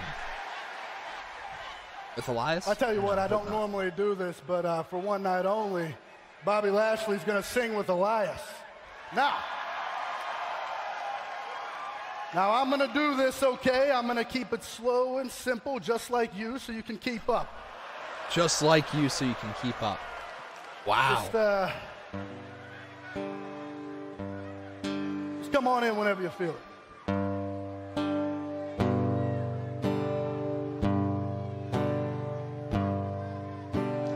Rocks in the treetop all day long, rocking and a hopping and singing his song. All the little birdies on Jaybird Street love to hear the robin go tweet, tweet. Rockin' Robin, tweet, tweet, tweet, rockin' Robin, tweet. All the little birdies love to hear the robin go tweet, tweet, tweet, rockin' Robin. Oh, there it is! Yes! That's what I like to see. All right, guys. Good. There we go. I was like, what is going on with this segment? But Elias now attacking Bobby Lashley right there as Lashley was singing like a... It's not happening like that, apparently. All right. But Lashley now fighting back, swinging back on Elias right there, who's wearing his scarf still. Oh, man, get your merch today, by the way, guys. Take a look at this thing going on over there. But Lashley tossing Elias. Now, Elias got his scarf over his head, and, man, he's backed out of that ring right now. Jeez. So, there you guys go. That was the segment. Not bad. Could be better. Could be better. I don't know how I feel about, like, it wasn't bad per se, but we got back the smiling Bobby Lashley, and I think we were all ready to say goodbye to the smiling Bobby Lashley. I don't know if that's the right direction for him. I know I can sit here and I can argue, you know, direction and creative decisions and all that stuff. We'll see where it plays out, but as of right now, I'd like Bobby Lashley to stop smiling. Here's Kevin Owens and Baron Corbin backstage. Constable Corbin, great job tonight. You wiped the smile off of Finn Balor's face. It was just perfect. Please, here you go. Whatever you need. Thanks, but I already cooled down. Domination, dude. That's not the real Sean Marie Bryan. Look, Don't worry. I've been meaning to tell you, since Braun Strowman terrorized my son a few weeks ago, you know, you are now my son's favorite wrestler. Yeah, he walks around the house in a little vest, a dress shirt. It's real cute, yeah. You know, finally a male authority figure that we can look up to and respect. It's very refreshing. You know, that's what I'm here for, to inspire. Anyways, speaking of authority, look, man, I gotta be honest, this Brock Lesnar situation, it's very concerning to me because to me, it's very obvious what Kurt Angle's trying to pull here. He's completely disrespecting Stephanie McMahon's authority because he's probably upset that she's giving me an opportunity at SummerSlam to win the Money in the Bank contract. You know, so now he's putting Brock Lesnar in this situation. If Brock goes out to the ring tonight, Braun could cash in the Money in the Bank contract before I ever have the chance to win it. You know, that's not fair. And surely, as Constable of Raw, there's something you can do about that. There's gotta be. Yeah, look, I'll see what I can do, but Brock is Kurt's problem, and until you win at SummerSlam, that contract belongs to Braun.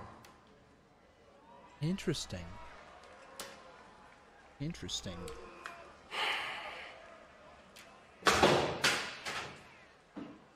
Okay. Obviously, what Kevin Owens so, here's the thing with that storyline right there. So, remember, Kevin Owens is scheduled to face Braun Strowman for the Money in the Bank briefcase. And the stipulation is that if Braun loses in any way, Kevin Owens becomes the Money in the Bank briefcase holder. The problem with that there is he just addressed a loophole. If Braun cashes in before then that means that the Money in the Bank briefcase has been cashed in before Kevin Owens even has a chance to win it. So where does that leave us? If Braun Strowman cashes in, does that all of a sudden mean Kevin Owens is looking to be entered into the main event scene? Maybe Braun Strowman versus Kevin Owens for the Universal title after? You know, or something like that? Or like, I don't know what's going to happen because all of a sudden then, it'd be interesting. Does all of a sudden Kevin Owens get inserted into the Universal title picture at SummerSlam? You know, it's going to be something interesting to watch here tonight if the cash-in actually happens, because that would be really exciting. Be really exciting and be interesting to see where they go with the storyline. But guys, if you haven't done so, please make sure you like this video. Let's get this all the way up to 250 likes. I really hope you guys can like this video and let's get us there. Also, please make sure you subscribe to this channel. I'd love it for us if we could hit 89,700 subs at least.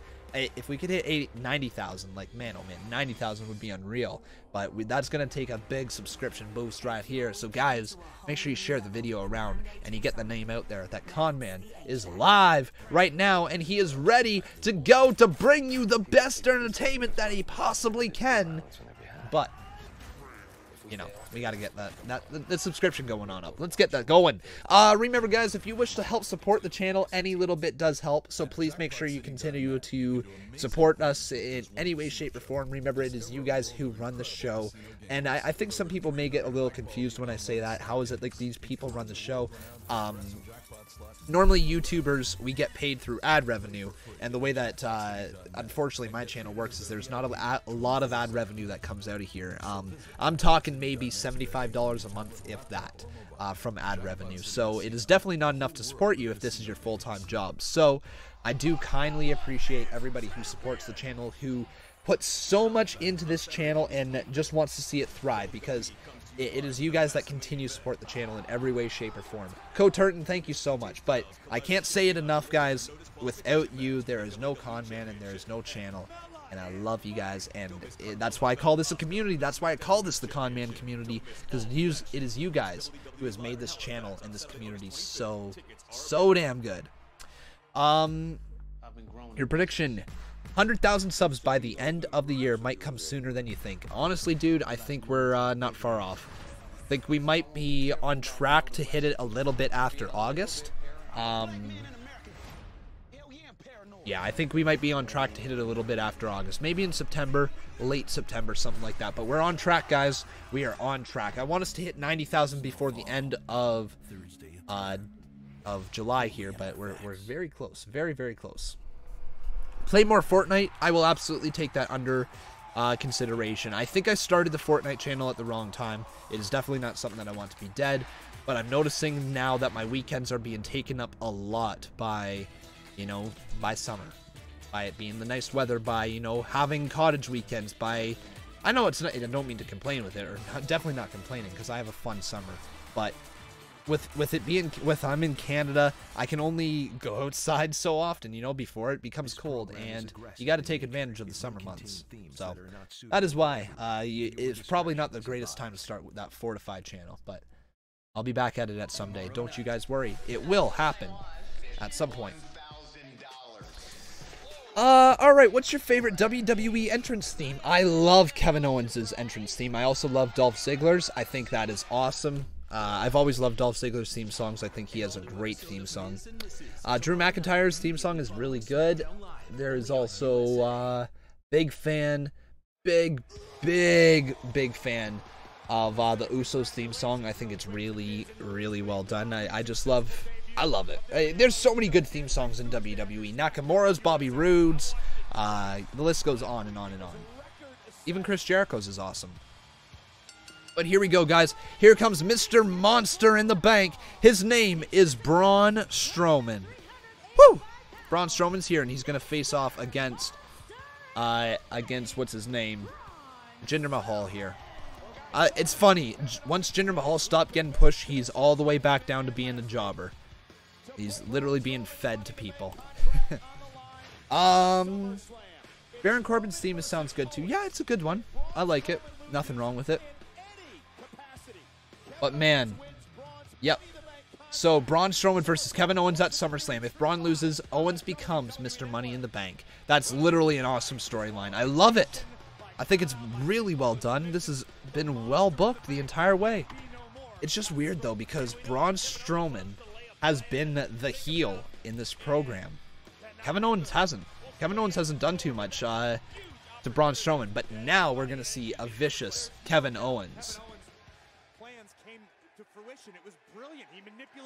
I like how he's starting to get the crowd to chant, "Get these hands," too. He just goes like this, and he brings them in. Get these hands. Get these hands. Get these hands. Get these hands. Like, you know, starting to do things.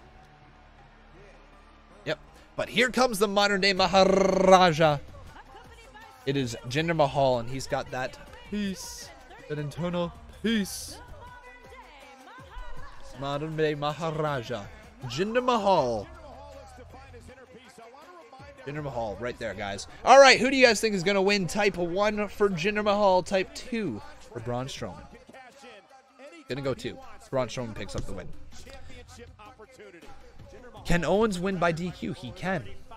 He can win by DQ. If Braun Strowman gets disqualified at SummerSlam, he will lose the Money in the Bank briefcase. And you know what? That's interesting. That could be really interesting if he happens to hold on to it until then. I still don't know. We might see a cash-in tonight. We might. At the same time, it might be difficult to cash in tonight if you've got a big marquee match at SummerSlam. But we'll see here tonight, guys. Here we go. We start off with Jinder Mahal looking to maybe try to get Braun Strowman to say Shanti. Shanti. And he's saying, "Get these hands." No, Jinder Mahal is not a fan of that. He wants him to do Shanti. All right, guys. Are you part of Team Get These Hands, or are you part of Team Shanti? Let me know.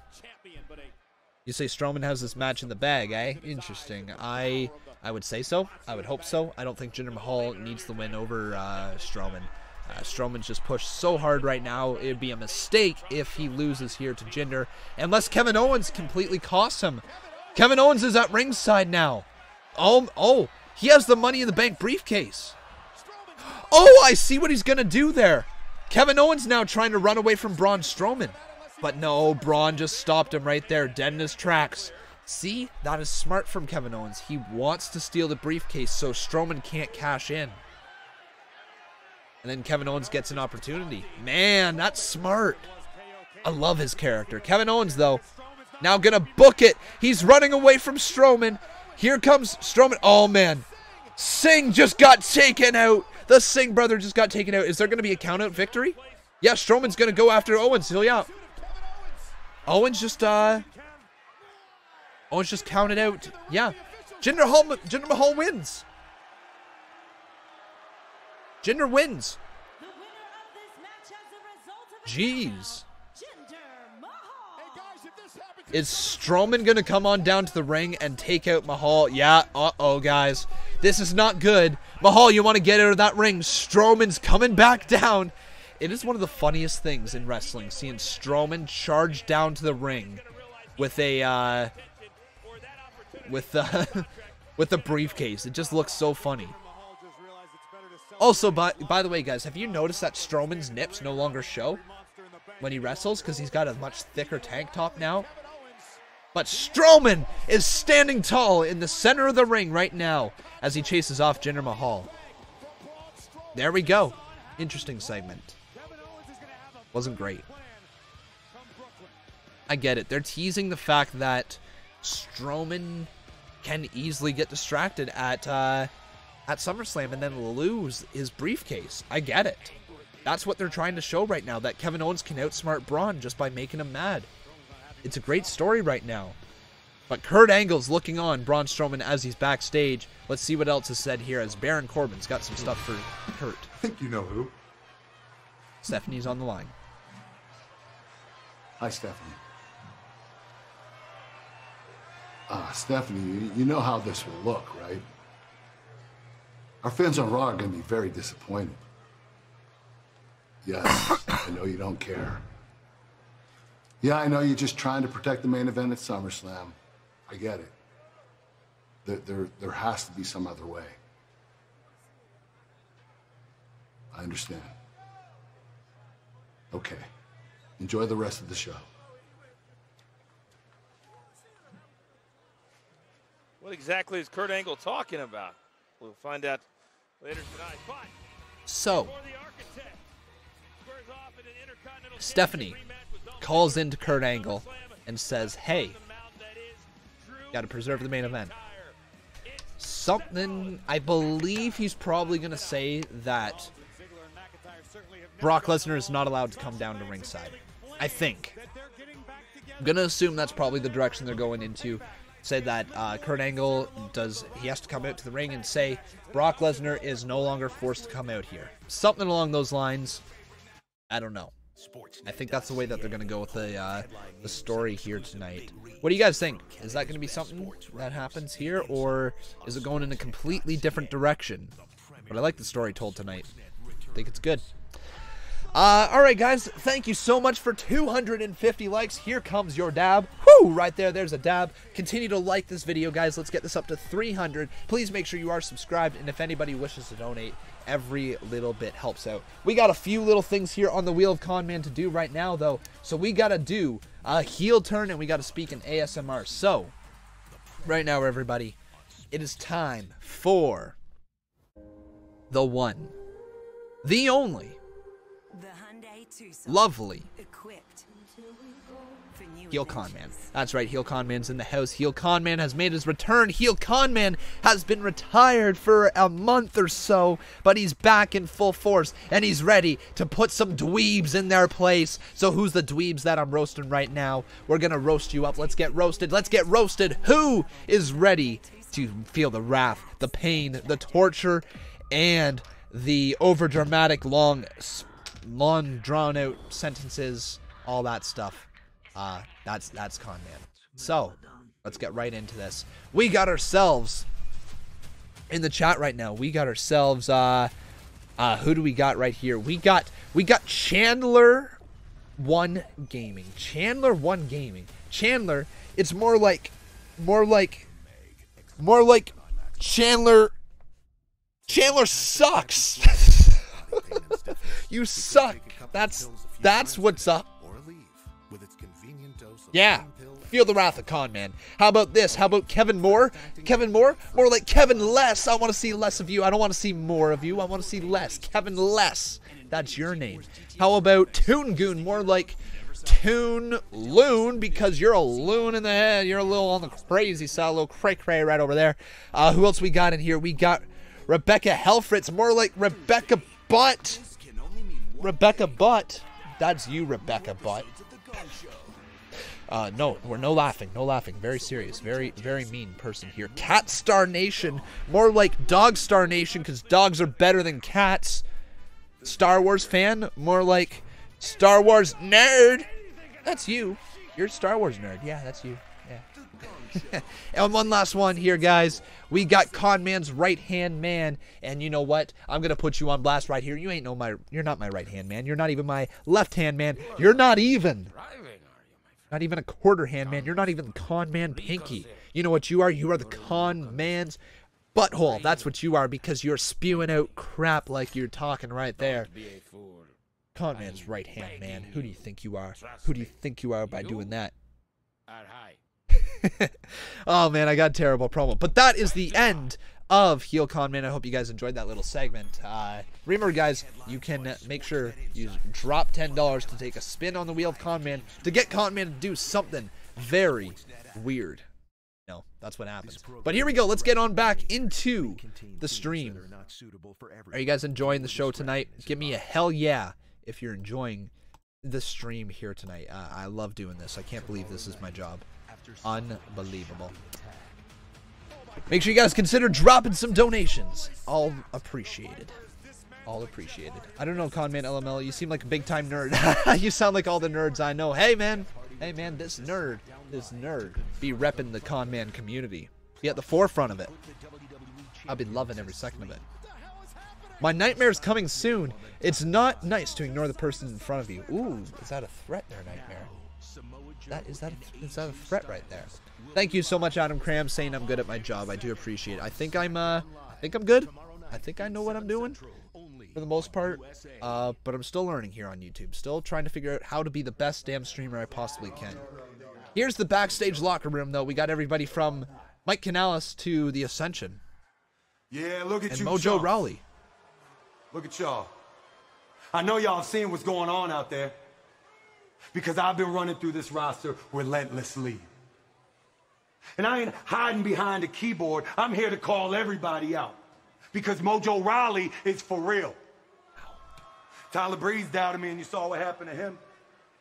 No Way Jose wanted to know where the Fiesta was at. I showed him where the Fiesta was at. I beat that man so bad, I relegated him back to catering. Which is exactly where I left this clown right here. Very funny, Mojo. Wow. Very funny.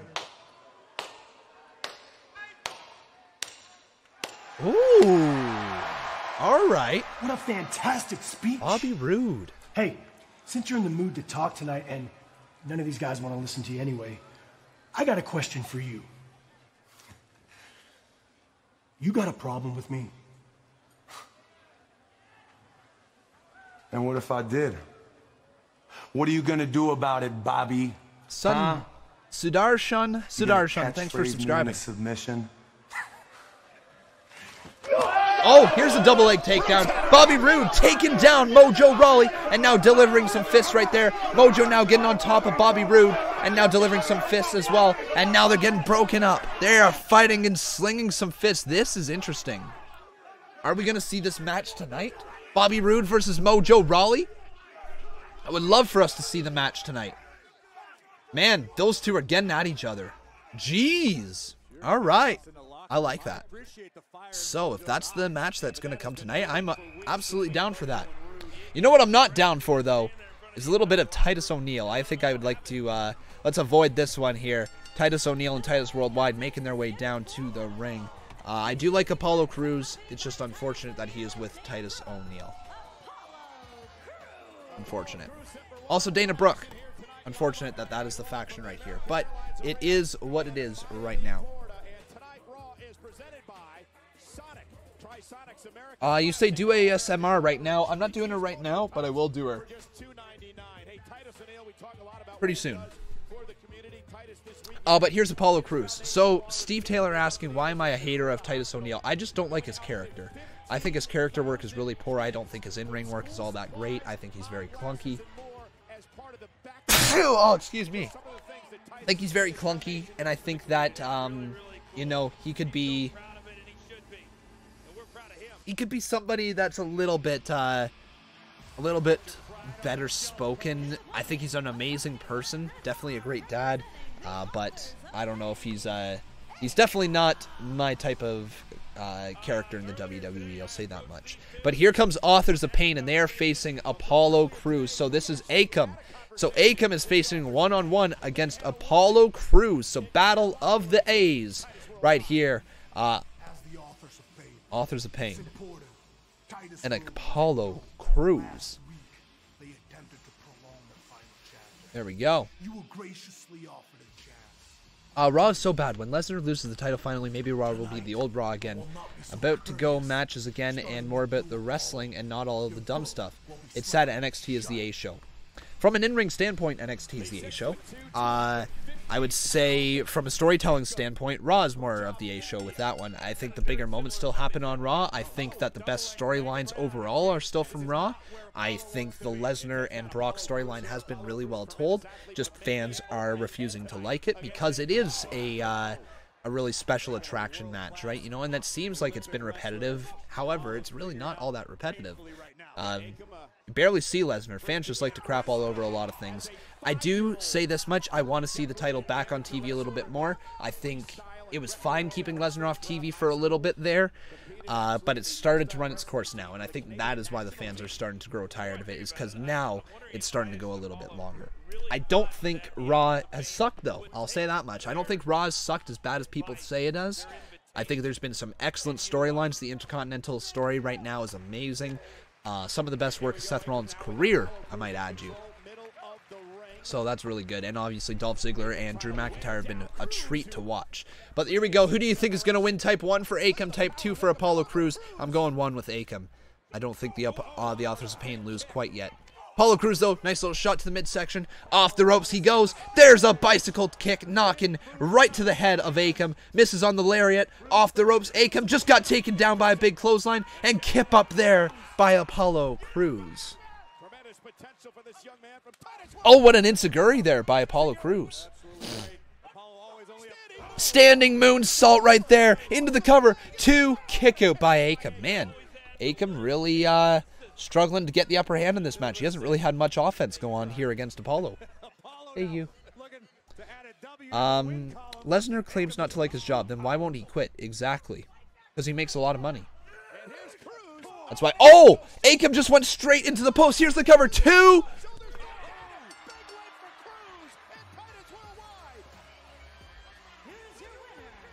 Oh, boy. Oh, boy. Are they seriously having Authors of Pain lose already? Uh-oh. Authors of Pain should not be losing already. Especially to somebody like like Apollo Crews and Titus Worldwide. There's no offense towards them. They're just not at the level where Authors of Pain can be. Yikes. Yikes. That's a questionable booking decision at best. But you know what? I'll say this much. Hey, it is what it is. We'll see in a few months' time where they end up. I hope that they'll be okay. But guys, if you haven't done so, please make sure you like this video. Let's get this all the way up to 300 likes. If you wish to help support the channel, it's been a while since our last donation. So let's maybe get some donos rolling in here for a little bit. Also, make sure you are subscribed to the channel. I'd love to see your name pop up there on the top left-hand corner. Nostalgia Crown says, Authors of Pain have been ruined. They should be contending for the titles or already champions. Sad. I don't think they should already be champions, but I do agree that they should be booked better than this. I think they should be up towards, like, you know, next in line for the championships. I think they should be right around there, and they're not. They just lost a singles throwaway match to Apollo Crews. That's tough. Now, I understand it is tough to book a monster tag team and to have 2 monster tag teams going on in the WWE at the same time. Bludgeon Brothers and Authors of Pain. You know, it's actually really tough to book 2 monster tag teams there without them feeling stale. So I get what they're trying to do. They're trying to go a different route, you know, that maybe Authors of Pain are really good when they work as a unit, but they're so clunky and big that they can't finish off a match by themselves, maybe. Maybe that's the route they're going. But I sure hope they come out of this feud with Titus Worldwide with the wins. I really do hope that. It's going to happen. Alright. Did Apollo Crews win a championship yet? Not in the... Actually, no, he hasn't won a championship yet. No, he has not. Jeez. Nope, he is not, because he came up to the main roster, he floundered for a little bit, and then he got brought into Titus Worldwide, and he's been there ever since because WWE hasn't been able to find anything to do with him. It's sad. I wish he would have been left down in NXT for a little bit longer. I think that they could have built him up and he could have been something big. But, you know, who knows? He's still young. He's got lots of time left in his WWE career, and he could just be paying his dues. Not everybody can be pushed at once, right? So, who knows? Alright, guys. If anybody wishes to drop $5, we'll do a spin on the Wheel of Conman or the Wheel of Points. Whatever you guys would like to do. Let's get some rolling. How you feeling there? Good? Good? Okay. You were what, son? Oh, nice. Everything good? Okay. He's had a few Intercontinental title shots, but never had any titles. Yes, that is Apollo Crews. It's pretty ideal, isn't it? You can find it all. I don't know. Apollo Crews isn't bad. He's not bad. I like him certainly a lot more than I like Titus O'Neil. What are you waiting for? Hotel? I think he needs a good storyline. He needs a little something behind him, you know? One of those things.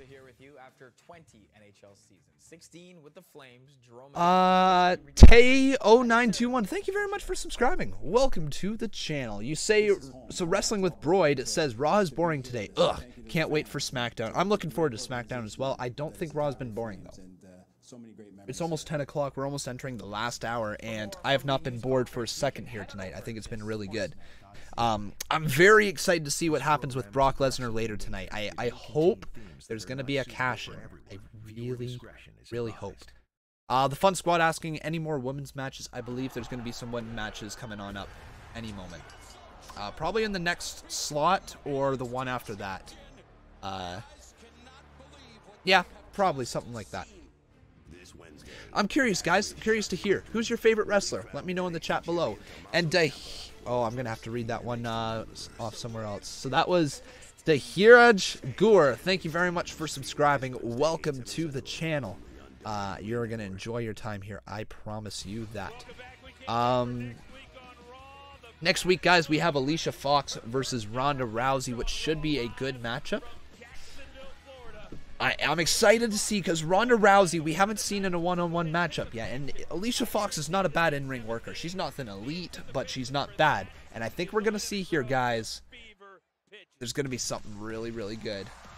I think we're going to see some really cool stuff next week with Ronda Rousey. But right now, guys, it is time for the man of the hour himself. It is Seth Rollins, and he is looking to burn it down. Here we go, guys. Seth Rollins coming on out as he has a one-on-one match against the big bad Scotsman, Drew McIntyre. Oh, God. This is going to be hard-hitting. It is going to be good. Sethy Poo versus Drew McIntyre. Burn it down, baby. Here we go. All right, if you're excited for this match, guys, give me a hell yeah in the chat right now. And also, if you're really excited, if you're like extremely excited, leave a like on this video. Come on now, guys, leave a like on the video if you're extremely excited for this matchup, because it is going to be good. I think people are starting to realize just how good Drew McIntyre is in the ring, and especially as a heel, man, oh man, this guy has so much potential. And he is what? Drew McIntyre is only... I think he is only... Yeah, he's only 33 years old. He's not that old, guys. You could easily still get another solid 6 to 7 years out of Drew McIntyre before he probably looks to retire. So if you can continue to build him, man, you've got yourself a main event star. Not next WrestleMania. I don't think he'll be the main event, but I think he'll be flirting with it come next year's SummerSlam, flirting with the main event scene. But here we go, my favorite act in the WWE right now, Drew McIntyre and Dolph Ziggler coming on out. By the way, guys, make sure you get your merch. You can see the merch stuff popped up over there. Please make sure you get your merch. Go check it out. It's really cool stuff. You can get everything from phone cases to socks to sweaters to the list of Conman to posters. There's everything over there. Go check it out. I heard there's a rumor that there might be a triple threat for the Intercontinental Championship. So you think Drew McIntyre and Dolph Ziggler might face each other for the IC Championship? I would have a tough time believing that. I think I think, obviously, eventually McIntyre will split from Ziggler. Ziggler will go back to being a babyface, and McIntyre will be the aggressive heel. I think McIntyre will be the one to take the championship off of Ziggler, especially at the end of their partnership. But I hope that doesn't go away until maybe Survivor Series. I think I'd love to see Dolph hold on to the IC championship and then be a partnership until about Survivor Series. Then maybe around Survivor Series start having some problems, you know? They maybe not getting along very well. Then you have the final pay-per-view of the year, which I think is TLC, right? TLC, you could have it in a ladder match, and that would be awesome. Have Drew McIntyre win that, go on to hold that for a while. Then you could have Dolph Ziggler move into, to maybe back into the role he was before. I don't know. I love Ziggler, but that would be an awesome run for him. It's obviously the partnership is there to get McIntyre over, not Ziggler. Here we go, though. Who do you think is gonna win this match? Type 1 for Rollins, type 2 for McIntyre. I'm gonna go 2. I think McIntyre picks up the win here. I think they're gonna continue to keep McIntyre strong. Dolph Ziggler's gonna cause a distraction some way, and Rollins is gonna pick up a loss to McIntyre after a Claymore, I think. We'll see, though. Uh-oh. Hang on, though. What's McIntyre got in mind? Wait, what's McIntyre got in mind? Oh, man. So he exposed the bottom of the ring. I'm not sure what the point of that was, but here comes Seth Rollins charging through the ropes. Suicide dive. Got caught by McIntyre. Slammed into the barricade. Spine buster right on there. Man, that's got to hurt. And now, oh, my God. Oh, my God, McIntyre. He's got Rollins underneath there. Pure steel. Pure steel.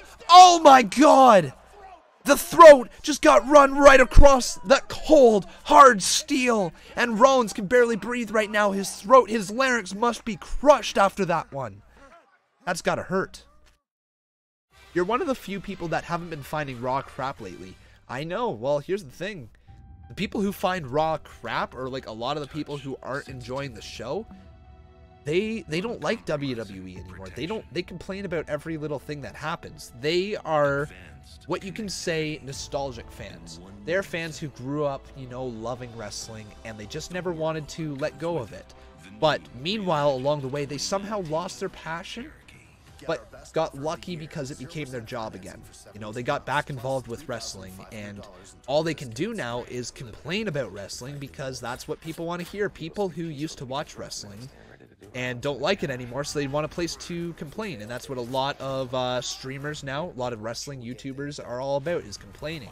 I don't think that's the right way to go. I think if you don't like the show, you don't have to watch it. That's like literally going into, or not even going in. That's like literally watching, say, The Walking Dead on TV, and you watch the first season and you love it, right? You absolutely love the first season, but you know, towards the 5th season, you're starting to maybe get a little tired of it, right? You're growing tired of the characters, and you maybe don't agree with everything that it's going on in the show.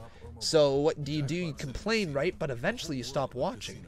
Wrestling fans don't ever seem to just stop watching. All they do is complain until the point where they become intolerable to even hear, because they think that whatever their suggestion is the best way to fix wrestling. Meanwhile, wrestling isn't even broken to begin with. WWE just sold their show for $1 billion to Fox Network to air SmackDown for the next 5 years. Like, that is crazy money. $1 billion, guys. They are $1 billion just to have the show on their network. That goes to show how popular WWE is. Pete Foglio, Pete Foglio, thank you very much for your $1 donation, dude. Thank you so much. I appreciate it. We'll roll that right now. Remember, guys, if you wish to support the channel, you can. All you gotta do is leave a like on the video, make sure you're subscribed, and if you really want to support it, you can drop a donation just like Pete there did. Any little bit helps out the channel. I really do appreciate it. You guys continue to keep the channel strong. It doesn't matter how much they make. They care more about quantity over quality, Conman buddy. What do you mean? You think that WWE cares more about quantity over quality? I get that. I get that. You know, they are a weekly episodic television show. They don't have seasons, right? So I get that thought process of that they are all about quantity over quality. I would disagree, though, that I think WWE, it's just because they've been around for so long that the fans think they know the business, especially ones that have grown up watching it. Like, I like to think that I know the business a little bit. I would not say I'm an expert on the business. I'm a guy who watches wrestling and reacts to it, right? I don't have any insiders. I don't have anything like that. But by the way, Seth Rollins flying around the ring, just absolutely crushing Drew McIntyre with a couple suicide dives as we came back from commercial break. But I will say this much, is that I think fans forget along the way that it is okay to hate people in wrestling, because that's the point. Vince McMahon once said that we don't have to... What is it? We don't have to be as clear-cut as who is the good guy and who's the bad guy, because life isn't like that, right? These characters on screen, they're complex characters. They have large backstories. Some of them are pure faces, some of them are pure heels, but the ones that you don't know whether you want to cheer or boo, that's okay. They're the tweeners. They're the ones who may be presented as the heel in programs, but it does not mean that they are not integral to the show, right? I don't know, guys. I would say that fans forget a lot of the times that it's okay to boo a wrestler you don't like. That's the entire point of wrestling, isn't it? Good versus bad, right? You pick your favorites. 2 kick out by McIntyre off of the Falcon Arrow.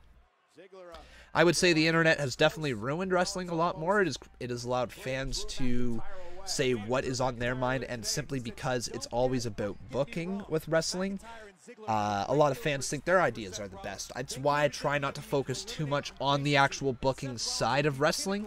I like reacting to the matches in front of me, and I like watching the story unfold on camera, not dissecting every little detail before it's even happened. By the way, this is a lot of shots at What Culture Wrestling for the constant negative articles and videos that they post. Most popular wrestling channel on the site, and all they do is post negative stuff.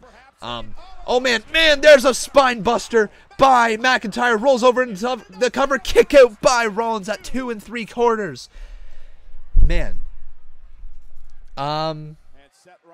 Who do you think will be in the Women's Royal Rumble in a couple months?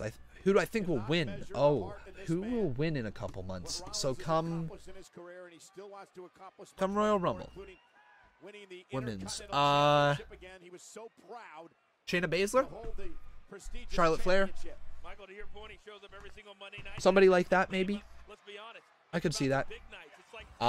Maybe even Sonya Deville. Maybe Sonya Deville versus Ronda Rousey would be a cool match if she happens to be champ around then, if they built up Deville the right way. You never know. Oh, what a deadlift powerbomb by McIntyre, showing the strength, but a beautiful head scissor takedown by Rollins. There's a super kick to the 6'6" Scotsman right there. Another super kick, as McIntyre was saying, I want it, bring it to me. And that's exactly what Rollins did. He brought it to him, but now he's got some dirty thoughts on his mind as he looks to possibly climb up, ascend to the top rope. Rollins all the way up there, but stopped dead in his tracks by McIntyre. Oh man. Pete Foglio right there. Once again, he drops $2 and he says, will Lesnar show up? I doubt it. Lesnar is here tonight, man. But whether he comes out, we don't know. That is the overarching storyline for the night. I like What Culture Wrestling, but Conman, I agree 100%. I like them too. I think that they are very much needed with the community. I just wish that they'd be a little more positive with their outtake on wrestling. I think they're far too negative with their articles and their videos. It's always complaining about things. But thank you so much, dude, for your $2 donation there, my friend. Cody saying, Conman, did you see my Twitter rant about What Culture Wrestle Talk and Cultaholic just taking shots at Roman to please the Smarks? That's exactly what's happening, man. That is exactly what's happening. They do it because it's what the popular opinion is, and you do it for views, right? That's what they're doing. Not to take shots at them, but I am at the same time. Anyways, though, this is a great community where we are generally positive about wrestling. Cal Lilly says, love Conman167, passion and love of wrestling. This is a great community, the Conman community. Damn straight it's great. But we are witnessing a great match right now as it looks like a reverse Alabama slam there. Rollins gets all the way up top. He rolls him through into the cover. 2. Kick out by McIntyre. What a great match we're witnessing right now. McIntyre, curb stomp. Oh my God. But Dolph Ziggler comes in and he gets the heat right onto him. That was awesome. What an end. Seth Rollins delivered the curb stomp there to Drew McIntyre, but Dolph Ziggler jumps in the ring, saving his tag team partner and his bodyguard there. But now Rollins, double leg takedown of Dolph Ziggler, and now he's swinging away on him. Dolph Ziggler trying to fight back. These two are going off right now. If you want to listen to a good podcast, listen to the Wrestle Talk podcast. I've heard that's good. Oh man, nice clothesline there. Dolph Ziggler gets knocked out of the ring. Here comes Rollins, flies through. Suicide dive. Rollins just took down Dolph Ziggler, and he stays ahead of both men. And he gets out of the ring as well like that. Drew McIntyre just stares him down. And he says, this close. But here's your winner. Seth Rollins picks up the win. Interesting. I love that end. And here's why, guys. Why I really like that is because Dolph Ziggler, we know that he's got a one-on-one match here at SummerSlam against Seth Rollins. We know that's the direction that they're going. Sethy Poo is going to face off against Dolph Ziggler. Yeah, there's no doubt about that. However, they're still trying to build up that Drew McIntyre is a force to be reckoned with. And he just went there right to the very end, pushed Seth Rollins to the limit, but just came that close. And they didn't want to give a loss to Drew McIntyre. So what they do is they have Seth Rollins deliver the curb stomp, and then Dolph Ziggler comes in and he breaks up the pin, thus putting heat back on the heels. But Seth Rollins looks like a genius by doing a suicide dive to get out of the ring, to get out of harm's way from Drew McIntyre, and also take down Dolph Ziggler. Excellent segment, guys. Best segment of the night so far. That has been awesome. Yeah, that was a really good segment. Really enjoyed that one. When does SmackDown start on Fox? So, SmackDown starts on Fox in 2019, right? Or is it late 2018? Hang on one sec. Fox SmackDown. When does that take place? 2019, right? October 2019? Yeah. So SmackDowns will be moving to Fridays come October, which kind of sucks, not gonna lie. I like the idea that I would be working Mondays and Tuesdays. Now it's going to be, well, come 2019, it's still over a year away. But then I'll be working the Mondays and the Fridays. So that's going to be a little unfortunate, but it's okay. It's okay. It is what it is. All In is going to change the game, and WWE will be threatened by it. In fact, they already are threatened by All In and are in acquisition mode. I agree. You know what? I agree that WWE is definitely aware of what's going on with the independent wrestling scene, and that's why they're trying to scoop up as much talent. However, I don't think afraid is the word. WWE is too large. It has too much of a following. It has too much of a fan base. It just has too much of a pull. They've got 30 million subscribers on YouTube. They just surpassed that. 30 million, guys. As popular, as good, as talented as the people are over in New Japan Pro Wrestling or on the independent scene, nobody will ever come close to WWE, and the reason why is money. Nobody will be able to touch WWE's production value. Nobody will be able to touch WWE's draw. Nobody is ever going to take down WWE. This is not WCW versus WWE back in the Attitude Era where they were, you know, selling out maybe 7,000, 8,000, 12,000 stage stadiums, you know, and then pay-per-views would get bigger than that. But they weren't touring around, you know, in these 100,000-seater arenas. They were selling out Madison Square Garden, which, to be fair, is famous, but it is such a small amount of people in that one there. They used to do bingo halls as well. Here's Roman Reigns. Kurt Angle. Anyway, Stephanie McMahon, she called me earlier tonight. And since we're going to have Brock Lesnar, he's scheduled to be here tonight, Stephanie asked me to remove you from the building. Wow. I don't care what Stephanie said. Where's Stephanie at? Yeah, but Roman, you're going to lose your championship opportunity at SummerSlam.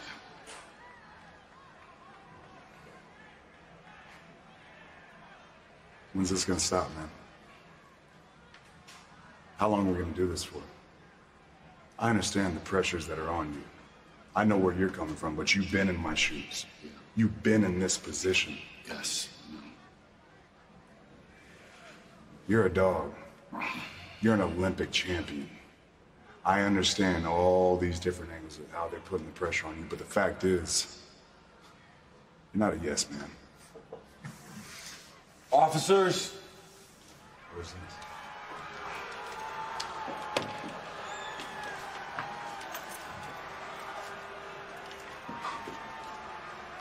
Is this really necessary? Really?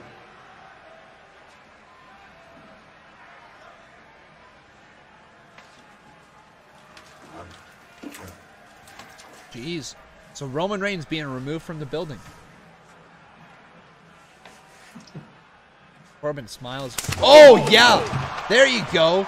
I love that. Roman Reigns punching Corbin right there. Right by some police officers. That's assault. That's funny, though. You got to believe Kurt Angle's happy with that one. So, Roman Reigns being removed from the building. That means Brock Lesnar is coming out tonight. Do you think Roman Reigns comes back into the building and attacks Brock Lesnar? Or do you think we see Braun Strowman cash in tonight? Interesting, interesting. With all the focus being on Roman tonight, I wonder if Braun Strowman does end up cashing in. And maybe, you know what?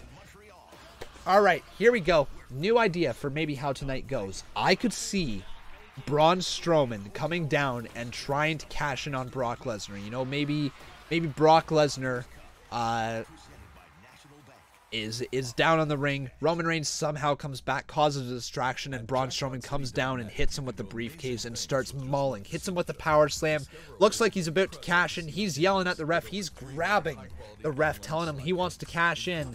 So there you go. He puts it right there. He gives the briefcase to him. The bell is about to be rung, and then Kevin Owens comes in the ring and he punches down Strowman, or he hits Strowman on the back with a chair, and he stops the cash in, right? And he starts beating down Strowman. And what if Kevin Owens completely renders Braun Strowman incapable of moving?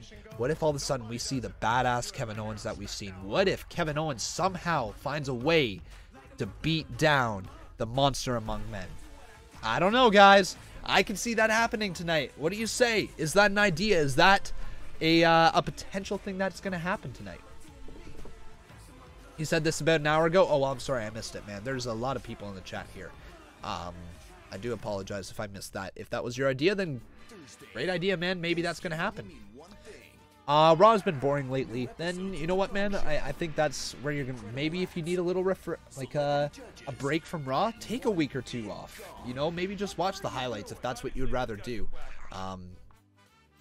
If you're all about storyline and stuff like that and you hate sitting through 3 hours, why are you torturing yourself, man? If you'd rather watch highlights, watch highlights. You think Raw's not been good? Maybe spend your Mondays doing something else, right? I don't know. I personally have enjoyed Raw for the most part lately. Not everything, but I've enjoyed most of it for the most part. This is the least boring it's been. I mean, honestly, dude, tonight has been a great show. It's been a great show. No problems with this. But guys, I kindly ask, if you haven't done so, please make sure you like this video. Thank you for 300 likes. Whoo! Right there, there's a dub. Let's get this to 350 likes right now. Keep on liking this video. Also, make sure you are subscribed to the channel. I would love to see your name pop up on the top left-hand corner. Let's get some more names popping up over there. All right, we got Tay popping up. Thank you very much for subscribing, Tay. And also, if you wish to help support the channel, guys, I truly cannot emphasize this enough. It is you guys who support the channel and with your donations. So really do appreciate it. If anybody wishes to help support the channel, whether it be $1 or 10 or 20 or 1,000, don't donate 1,000. But no matter how much it is or how little, I do appreciate it. You don't blame Roman for punching Baron Corbin in the face one bit. Why is everyone hating on Roman Reigns? Yeah, people hate on Roman Reigns because it's a fun thing to do right now. They've always had that. It used to be John Cena for a long time. Before that, think about it. When The Rock first started, Rock was booed out of the building. He was a smiling baby face until he turned heel. We're still fairly young into Roman Reigns' career. Like, you know, it's not like he's had an incredibly long career so far. When did he come in with the Shield? He came in with the Shield at what, like 2013? Right? Was that what it was? 2013 the Shield debuted? Or is it a little bit later? When did the Shield debut? Let's see. 2012. November 18th, 2012. So just towards the end of 2012 is when the Shield debuted. Austin Boy, 2017 or 2007. Thank you so much for your $1 donation. I appreciate it, dude. And Battle Bond as well. And he says, dropping $2. He says, great minds think alike. I absolutely agree. Thank you so much, dude, for the $2 donation. Let's roll this $1 dono right there. And then the $2 dono right there from Battle Bond as well. Appreciate it, dude. All right. Rolling that there. $2. Perfect. 5 years is a long-ass time. Well, yeah, 5 years is a long time. Don't get me wrong. But when a career span normally goes 14 to 17 years, somewhere in that range, especially a WWE career, when you join fairly young, then you know you can be a little on the back lines from time to time, you know. But here's the B team. That's right, you're Raw Tag Team Champions. Still can't believe that's what I'm saying. It's the B team. Curtis Axel and Bo Dallas are your tag team champions. I sure hope that we start to see a heel side from the Deleters of World, Matt Hardy and Bray Wyatt. I'd love to see them as a heel group. This is still youngster, by the way. Oh, well, all right. I had no idea that's who you were to begin with, so there you go. Are the B team face or heel? They're kind of goofy heels, but they're so goofy that they're being almost what is it, like faces, but they're heels. They are supposed to be heels, I think. I don't know. They're an interesting duo. They're fun, but it's not gonna last for long, right? It's just gonna be the B team for a little bit as champions, and then it's gonna just lead to something bigger. I did not think ever that I would see them as the champions, but hey, sometimes things are fun in the WWE. The B stands for best, so yes, it's the best team. That's what they are. They are the best team. They are undefeated as well. That was last Monday, though. Remember, Matt Hardy and Bray Wyatt did attack the B team. They left them laying down on the ground, and that almost seemed like that was the start of the heel turn for that duo. I think that's what they needed. They almost needed to snap. But let's hear what has to be said with the B team. A new identity, the B team, and ever since then, you have been undefeated, picking up an impressive 7-0 win streak. What is the secret to your newfound success? Well, Charles, the B in B team stands for dream. And we wake up every single morning and have to pinch ourselves just to show ourselves that this is still real. This is real. Yes, yes. Some people are living their dreams, but we are dreaming to live. I don't ever want to wake up and, yeah! And the support that we've been getting from our B teammates in the WWE Universe has been overwhelming. Thank you. Thank you. Well, hold on. There is one team that is not too excited about your title reign, that being the Deleters of Worlds, Bray Wyatt and Matt Hardy.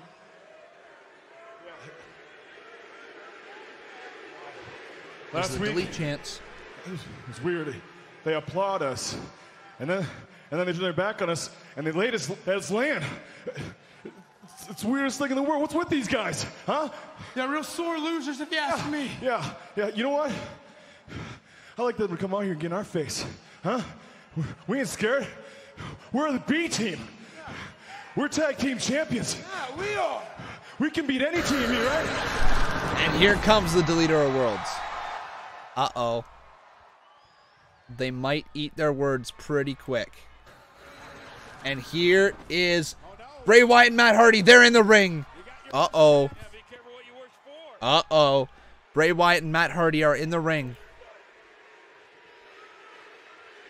They're here.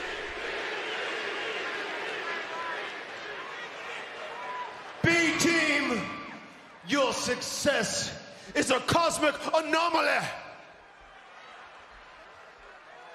You have displaced the balance of the universe, and it is up to us to mend the drapery of all of space and time.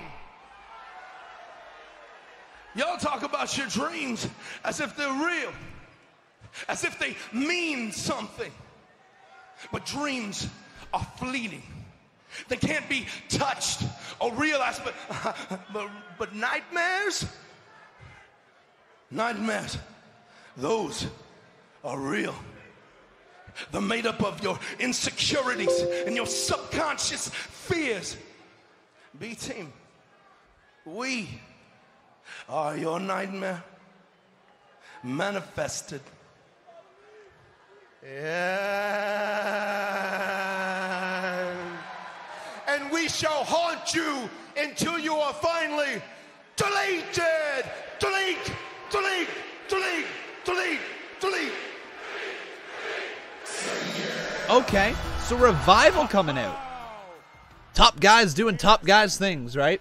So Revival coming on out here. They got some stuff to say to everybody here in the ring, apparently. Revival, here they are. Matt and Bray, boys, I don't even understand what the two of you just said. And more than that, Dash, how are the four of these delusional buffoons on the top of the Raw Tag Team division? Newsflash, boys, we are the team that defeated Bobby Lashley and Roman Reigns, two of the very best competitors in all of WWE. That's true, they did. That did happen. So, Matt, Bray, why don't you fellas just step on aside and let a couple of real top guys handle business and get the job done.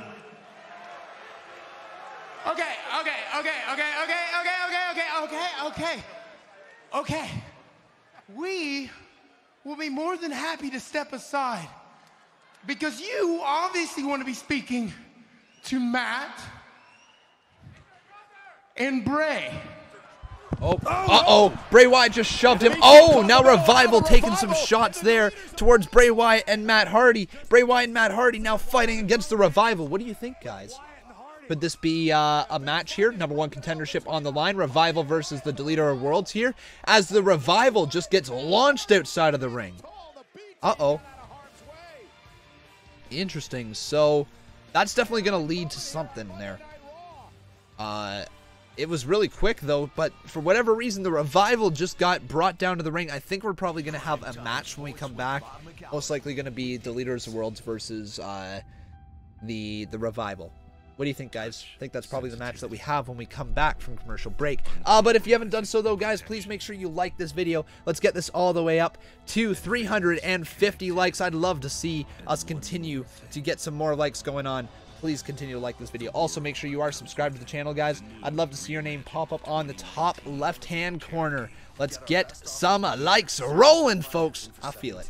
I feel it. Is that... you playing Fortnite there, babe? Yeah, for just the last half hour. You okay doing that? We can play after?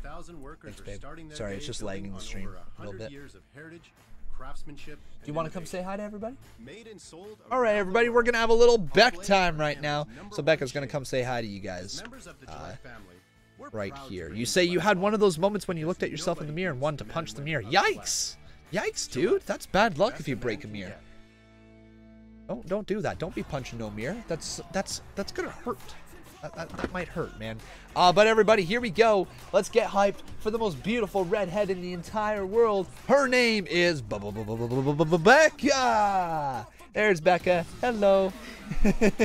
There she is. She's rocking. She literally rocks nothing but my clothes. Whether it be, yeah, if it's not a Conman sweater, it's like a t-shirt right there, rocking the Old Navy, you know, because you gotta have good Old Navy. Hi, everybody. Everybody say hi to Beckers over here. Guys having a good stream? Yeah, I think we are. Looks pretty cool, eh? That little moving thing over there just pops up every so often. Not bad, guys, right? Honestly, buy the Conman sweater. It's so comfortable. You guys don't understand. He will bring it to my house for me to wear because it's the only sweater I ever want to wear. It's so good, guys. So comfy. So comfy. So you heard it here first from Becca, the beautiful, bodacious. No, is bodacious? Bodacious a good word? I don't know. Yeah. But beautiful, we'll go with beautiful. Take her advice, guys. Listen to her. She's smart.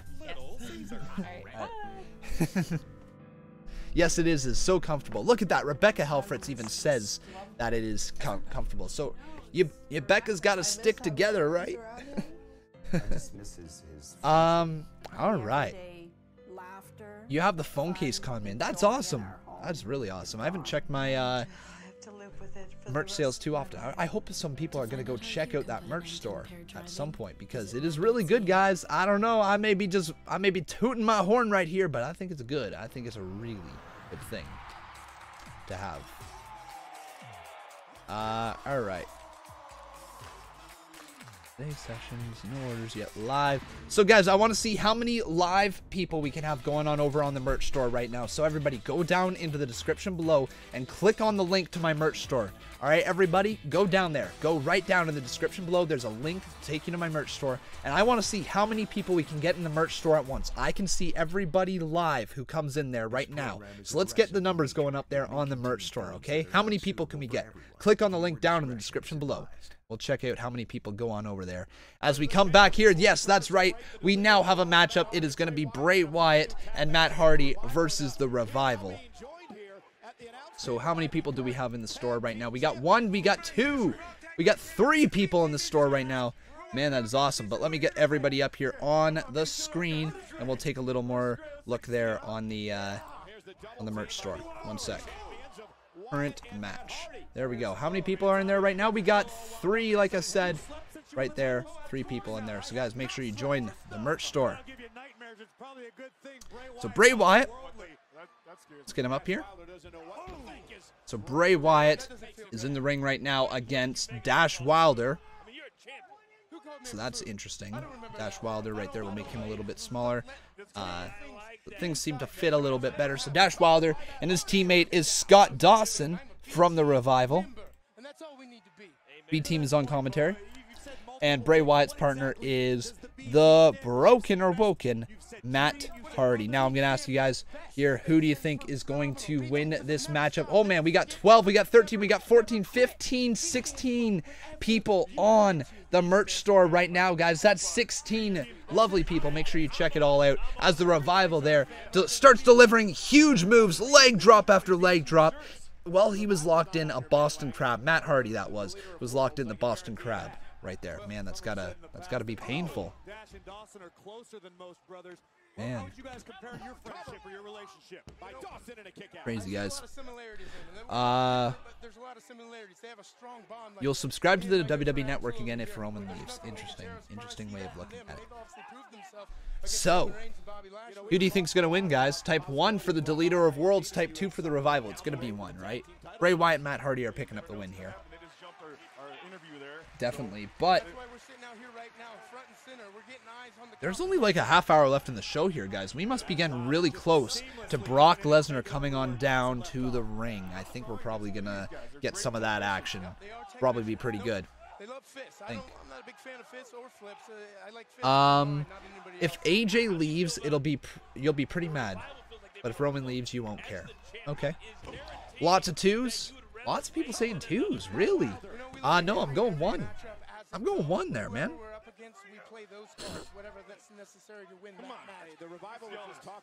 Sean says, nice show, buddy. If I had a credit card, I wouldn't mind giving you a few dollars. Well, thank you. I do appreciate that. I like Matt Hardy. I like him too, man. I like him too. But don't worry about the credit card thing. Just enjoy the show. Just do me a favor and leave a like on the video, all right? And make sure you are subscribed. Definitely want you in part of the Conman community. As Matt Hardy delivers some shots there, delivers a nice little jawbreaker, dropping Dash Wilder down, but Dash Wilder makes the tag to his partner, Scott Dawson, and he creates a little bit of separation, once again, between Matt Hardy and Bray Wyatt's corner. But there's a beautiful side slam right there. And now, oh man, there's some aggressive stuff being said in the chat. the chat, I should say. Wow. You're from Quebec. I'm from Ontario. So you're a Quebecois. Tu parles le français. But there's Bray Wyatt delivering a corner clothesline off the ropes. Dash Wilder ducks underneath that one. Here he goes, taken down with a crossbody, and Bray Wyatt has gained control of the matchup once again. He's great. Bray Wyatt is amazing. Conman, I check out the merch store. Nothing would wear but cool. Oh, nothing that you would wear but cool. Okay, fair enough. I understand that. I do completely understand that. Oh, Bray Wyatt delivers a nice kick there. Dash Wilder goes for a clothesline. Caught by Bray Wyatt. He's looking to deliver a sleeper hold almost. But Dash Wilder delivers a kick. They're stopping the momentum from Bray Wyatt. But Matt Hardy now is going to launch Dash Wilder outside of the ring. There goes Hardy towards Wilder. Now Dash gets hit with a clothesline and now into the barricade. Matt Hardy is getting drilled into the barricade now from Wilder. But inside the ring, we got that's Dash inside the ring. My bad, guys. I got their names confused. Dash is inside. Dawson is outside of the ring. But now Bray Wyatt's got Dash locked in for Sister Abigail. Will he hit it? Oh, man, Dash grabs the hair, delivers a slam there. We're going to get a revival win. We're going to get a revival win, aren't we? Wyatt ducks underneath. Oh, my God. Shatter Machine. Shatter Machine. 1, 2. Yo. That's huge. What? Revival. Okay. All right. Revival picking up the win. I like that. I like that. Could put them in title contention. Now another Huge man with victory. championship gold on his mind. If he can outlast the numbers game, please welcome Seth Rollins. Here's Sethy Poo. Seth, congratulations on your victory tonight over Drew McIntyre and Dolph Ziggler. But it has got to be so mentally and physically taxing to consistently be dealing with two superstars all on your own. Yeah, it is taxing. You know what? It's really frustrating, Renee, but what Dolph and Drew don't understand is that there's no quit in me. And I will stop at nothing to take back my Intercontinental Championship at SummerSlam.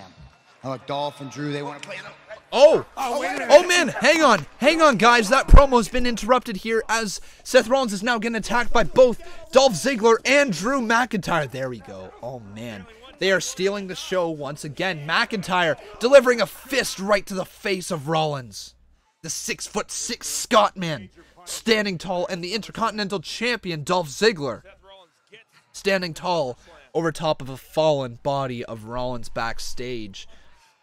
They have been killing it tonight. Rollins, Ziggler, and McIntyre have been on fire tonight. They have been easily the best part of Monday Night Raw tonight. But we'll see how tonight fares as we go into the last half hour of the show. Riot Squad. All right, so we're getting a women's segment right here. I like this. Liv Morgan and Sarah Logan have been impressive over the last few weeks. They've been looking good inside the ring. They look like they're starting to move up the chain, I would say. Liv Morgan and Sarah Logan, especially right now, they kind of have that fun little partnership going on, you know. But Liv Morgan and Sarah Logan getting inside the ring. I don't know what's going on here, if this is going to be tag team action or if this is going to be one of them facing off against someone else. Does Liv Morgan have a new tattoo? Looks like she might. Yeah, I think she does. Going up against Sasha and Bayley. Is that what they're doing? Is that what the match is here? Is that what the match is up next? Sasha and Bayley facing off against each other? Against the Riot Squad? I could see that. Riot Squad versus Sasha and Bayley. That makes sense. Hi, I'm Lisa. Definitely would like to. You would think Sasha and Bayley would win that though, right? Conman, do you know how to start off well on Twitch? You know what, man? I think the secret to success on Twitch is honestly just be live. as long and as much as you possibly can. That's the success to Twitch. If you can be entertaining and you can be live for, you know, 8-10 hours a day, you're going to be popular on Twitch in no time. It's just finding people that can be entertaining for 8 to 10 hours a day every single day, right? That's the tough part, and that's where the skill in streaming comes. I don't know if anybody knows this, but making videos and streaming are two very, very different things. When you make videos, you don't have to worry about the flow of your sentences, or you don't have to worry about, I don't know, the way that you speak as much as you do when you stream, because you got to make sure that you keep people entertained when something is live as opposed to a video. With a video, you can be entertaining with jump cuts, you can be entertaining with, you know, quick cutaways, you can add in little jokes, you can get little, like, you can be all of a sudden, this will be maybe like the shot that you have, and then the very next shot is going to be something stupid like you know what I mean? Like, you can do that, and then be like a super quick cut, and it would not be cringy at all because it would catch you so off guard. That probably caught you off guard as well, to be honest. But there's such a different aspect to making videos and streaming. Video, I did those for a long time, and they are very difficult to make.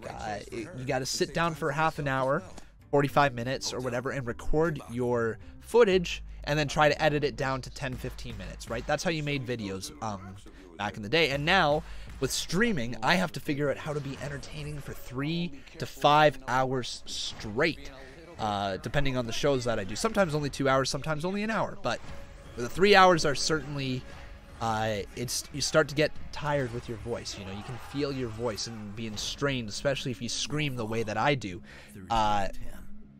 You know, there's lots of different things between making videos and stuff, but with Twitch, the idea is that there is not a lot of search engine stuff. It's just whoever has the most viewers is promoted at the top, right? And whoever has, like, low amount of viewers is further down the list, and that's just how it works. So the way that you get big on Twitch is just make sure you are live as often and as long as possible, because if you start, you know, streaming for 8 hours each day and you get 15 viewers, all of a sudden now you're moved up off of the bottom, right? You're moved up closer to the middle, and then you're going to start getting 100 viewers, and then 500 viewers, and then before you know it, you're Ninja, making in so much money.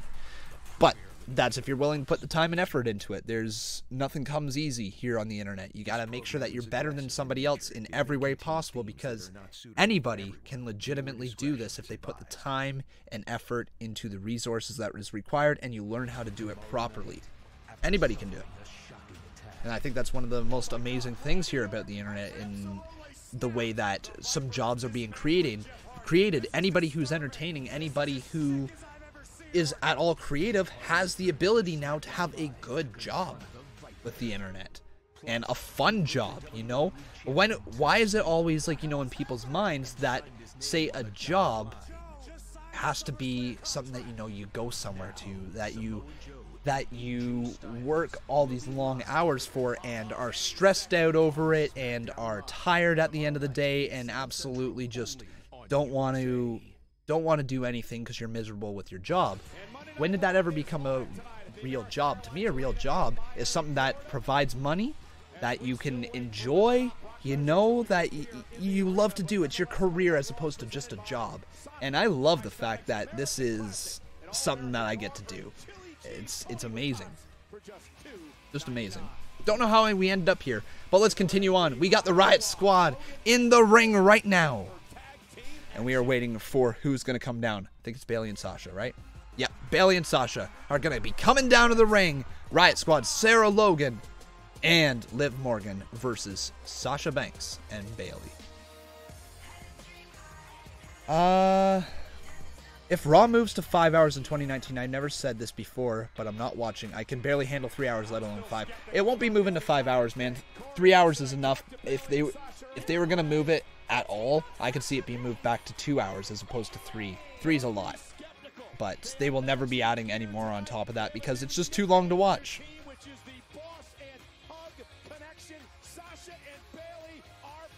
So Sasha and Bayley are back, apparently. That's the big story right here. I don't buy it. I think we're going to get something before SummerSlam. Somebody's turning on someone, aren't they? This is just to This is just because they're trolling fans for a long time. And now that we've got them back together, I think you're going to see a little bit of a heel turn before SummerSlam. And then we finally get Bayley versus Sasha. I think that's going to happen. But I don't know. I've been questioning this feud for a long time here. Who's turning heel? And they never seem to pull the trigger. So hopefully we get one eventually. Or maybe, you know, Sasha and Bayley are just back together, and maybe there's a tag team division on the horizons. You know, there's starting to be tag teams forming in the women's division, and I wouldn't mind seeing a tag team title belt for the women's division at any point. That'd be really cool to see. I would also wouldn't mind seeing, you know, something like a mixed tag team title or something like that. You know, if a guy and a girl were facing against another guy and a girl, and that was the matchup that you had, that would be kind of cool. Kind of like their mixed match challenge thing that they had. If that would have been for a title, hey, that would have been must watch, wouldn't it?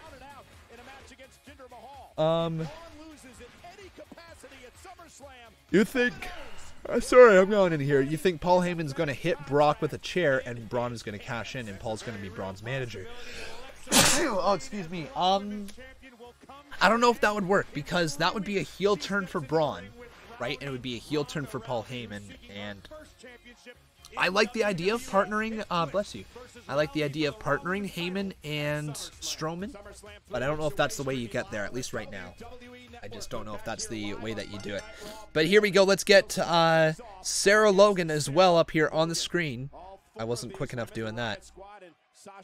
Sarah Logan and Liv Morgan as well will get up on the screen. And then I'm going to ask you guys, who do you think is going to win? So, type 1 if you think the Riot Squad, aka Liv Morgan and Sarah Logan, is going to win. Type 2 if you think Sasha Banks and Bayley are going to win this matchup. Also, make sure you are subscribed to the channel. Make sure you continue to like this video. Let's get this up to 350 likes. All right, here we go. I'm going to go with 1. Or not 1. Sorry, I'm going 2. Bayley and Sasha Banks. Doing that. So we got some 2s. We got lots of 2s, but there are some 1s here. Hey, Riot Squad's been getting some wins recently. Maybe that would be good. Here comes Sasha Banks off the ropes. Double knee there, taken down. Sarah Logan into the cover. 2 kick out by Sarah Logan. Braun has the ability to cash in Money in the Bank contract any place, anytime, so that means he can cash in backstage. Nope, it has to be within a WWE ring. He cannot cash in backstage, so it's not at any place, but it is any time that the champion is in the ring. It has to be a match, right? It has to be a sanctioned WWE match. What it is, the contract isn't a chance to cash in the Money in the Bank at any time, in any place. It's that you can cash in to have a match at any time in the ring, right? So if you wanted to, you could have dragged the guy from backstage and literally cash in backstage and say, all right, this match is happening right now. But then that gets rid of the element of surprise, and that's the whole point of the Money in the Bank, right? But here's the roll-up from Bayley, from to Logan, 2 kick out by Logan. Have Paul Heyman become Kevin Owens' manager, since Kevin is a prize fighter. You know what? Paul Heyman and Kevin Owens would be a good duo. They would be almost as good as CM Punk and Heyman were back in the day, because both of them can talk. But here comes Bayley with a giant knee to Sarah Logan in the corner right there, as the tag was made to Sasha, and there's the double knees from Sasha, knocking down Logan on the outside. Ruby Riott is out with an injury. I know, it's unfortunate. They could really use her right now. As we cut to commercial breaks. Wow. As we cut to commercial break. Why was that tough to say? I don't know. Alright. You hope Brock destroys Roman Reigns tonight. Well, do I think he's gonna beat up Roman Reigns? See, here's the problem. Roman Reigns just got evicted from the building earlier on tonight. I believe Roman Reigns is coming back down, but I don't know if he's going to be back in completely. You know, he might somehow like buy a ticket or something stupid like that to show up to see Roman or Brock Lesnar at ringside. I don't know though, because it makes sense if they want to separate Roman Reigns and Brock Lesnar. They've had that recent, like, you know, showdown between Bobby Lashley and Roman Reigns. I don't think they want to do the exact same thing with Brock Lesnar and Roman Reigns, but they might. WWE is known to rehash old booking decisions and old segments. Not that it's necessarily bad, it's just that we've seen them before. So I hope they go a different route with it tonight. I don't get the donations, Conman. Please explain. Well, basically, this is my job, and the only way to continue to make it be my job, and that I would be here every single night, is, you know, if people want to support the channel through donations and stuff like that. It's the reason why I say that is because if I were to go out and get, like, you know, another job, a part-time job or something like that, it would probably conflict with wrestling, with, you know, me working here on YouTube. It probably would conflict, and that just wouldn't work out too well. You guys would lose out on a lot of content, and so if you want guaranteed content, you can continue to support the channel. That's basically the way out of it. I wish that we didn't have to rely on them, you know? I wish there was other ways we could go about it. I wish that we had good ad revenue here on this channel, but we don't. And so we just roll with what we got, you know? Roll with what we got. We got the best damn fans in the world, though, I'll tell you that much. Thank you for answering. No worries, dude. No worries. Toon Goon says, Con, take some NyQuil tonight. Why? Is it just because I've been sneezing here tonight? Maybe I'm getting sick. Who knows? Hope not. Really hope I'm not getting sick. You got an ad when the next Fortify stream. Oh, so you got an ad. Awesome. When's the next Fortify stream? The next Fortify stream is... I would love to give you an answer. Cannot give you. Hopefully not too far away. It's just been busy right now with the weekends and stuff. You're coughing and sneezing, kid. I know. But that's just kind of me. I always have a cough, but the sneezing is, yeah, been sneezing a little bit. LOL, a roll of quarters since I'm a collector. Hey, yeah, roll of quarters. Roll them up, bud. Roll them up. This program is aggressive in nature. It may contain themes that are not suitable for everyone. All right, here we go. We're about to come back into this matchup. We got Sasha Banks and Bayley teaming up to take on two members of the Riot Squad here in Sarah Logan and Liv Morgan. We come back from commercial break, and Stephen McCoy just subscribed. Thank you very much, dude, for subscribing. Welcome to the channel. If anybody wants to see their name pop up on the top left-hand corner, make sure you subscribe. But Sarah Logan right now is in full control. She's got a headlock locked in on Sasha Banks. Nice arm drag there from Banks, creating some separation. Logan stops Banks from making the tag, lifts her straight up, and is about to slam her into the corner. Liv Morgan stares there with the blue tongue sticking out, and now she climbs up to the top rope. Liv has been tagged in. Francesca Nicole, thank you very much for subscribing. Nice slam there as Liv Morgan slams down the face of Sasha Banks into the mat to kick out by Banks. Too many commercial breaks. It's no wonder WWE is slowly losing their fan base. It's just annoying. I don't think that's to lose fan base. They got to pay the bills somehow, right? They got to pay the superstars somehow, and they do that through ad revenue. I get it. I get it. I hate them. I get it, though. I get it. Isaiah Myers says, you ugly. Yes, I am. I am one ugly, ugly looking dude. But that's okay. I'm happy with who I am, and I love my life that I get to live. So I'm okay with being ugly if that's the case. To kick out by Liv Morgan. Conman, aren't you supposed to do the Wheel of Conman? There hasn't been any donations for it in the last little bit. We are all caught up on the spins, believe it or not. Believe it or not, we're all caught up. Sasha Banks, though, has just been tagged out. Bayley's in the ring and hits a stunner there on Liv Morgan through the middle ropes. Nice takedown by Liv Morgan there. Or no, to Liv Morgan. And now Bayley delivering some right hands towards Liv. Off the ropes once again, the huggable one. Bayley delivers a huge knee to the blonde bombshell there. And now off the ropes, there's Sarah Logan being taken down once again. And the New Jersey native Sarah Logan, or not Sarah Logan, Liv Morgan's in trouble as Bayley delivers a shoulder tackle there. Bayley back into the corner, back elbow there to Liv Morgan. Once again off the ropes, Liv Morgan double knees up there, stopping Bayley dead in her tracks.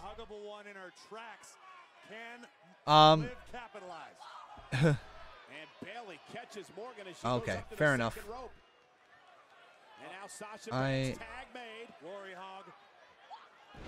Interesting. So as soon as I called you out, you're just like, sorry, bro, I didn't mean to be mean. mean to say you're ugly. God just made us different. All right, sure. Certified drop, thanks for subscribing. 2 double knees from Banks and broken up by Sarah Logan. Now Sarah Logan gets tossed out of the ring after she broke up the pinfall from Bayley. And Bayley now, what's she doing? She just tossed her out there. All right, good night there, Crossbow. Hope you're feeling better, buddy. Hope you're feeling better. But Banks now just got taken down by Logan. There's a tag. Bayley tagging herself in. Banks and Bayley on the same. Oh my goodness. Banks statement into the Bayley to belly. 3. And that's over. Damn. Interesting. The Banks statement delivered on from Sasha Banks, and then Bayley finishes it off with the Bayley to belly. That was awesome. James Ellsworth dropping $2. Thank you so much, James. You've been a great supporter here tonight. I do appreciate it. Remember, guys, if anybody wants to support the channel, you can. Any little bit does help out the channel. Let's see if we can get maybe a few more donos going in here before the end of the show. That'd be awesome if we could get a few more in here. If we can hit the $200 mark, see how we're like not too far away from that? Maybe we can hit that here tonight, guys. James Ellsworth, thank you for the $2 dono. Here's Brock Lesnar still sitting backstage. Is he going to come out here tonight? Or are we going to see Paul Heyman fired? Jonathan Reeville, thank you very much for subscribing. Hear me out. We go out to the ring. You take a bow. We say, hello, Miami. Goodbye, Miami. And we're in a private steakhouse with food in front of us in 25 Don't worry, minutes. I still got that planned for the next commercial break. And best of all, what can go wrong? Roman Reigns has been removed from the arena.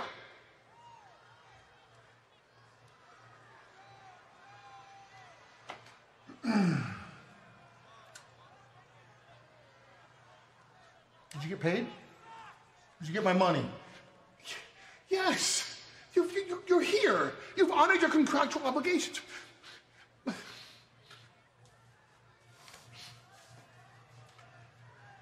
Here it is straight. I know I have a contract with you, and thank you for all of these years of allowing me to be under contract with you. But I also have a contract with WWE that allows me to have a contract with you.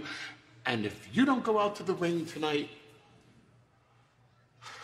Kurt Angle's gonna fire me. If Kurt Angle fires me, I can't do my job for you. So please, I'm asking you, just go out to the ring for a minute. If for no other reason but because you're my friend.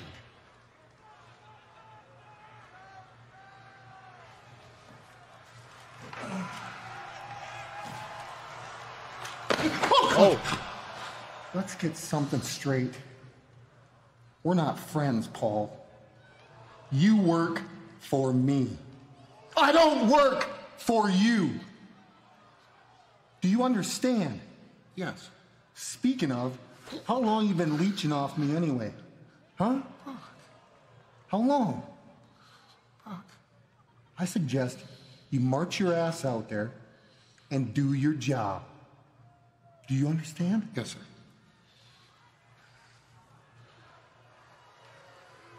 Okay. Jeez. All right. All might be turning on Brock here tonight, guys. Hello, I am Elias. Jeez. Remember this forever. Just up the vocals. So,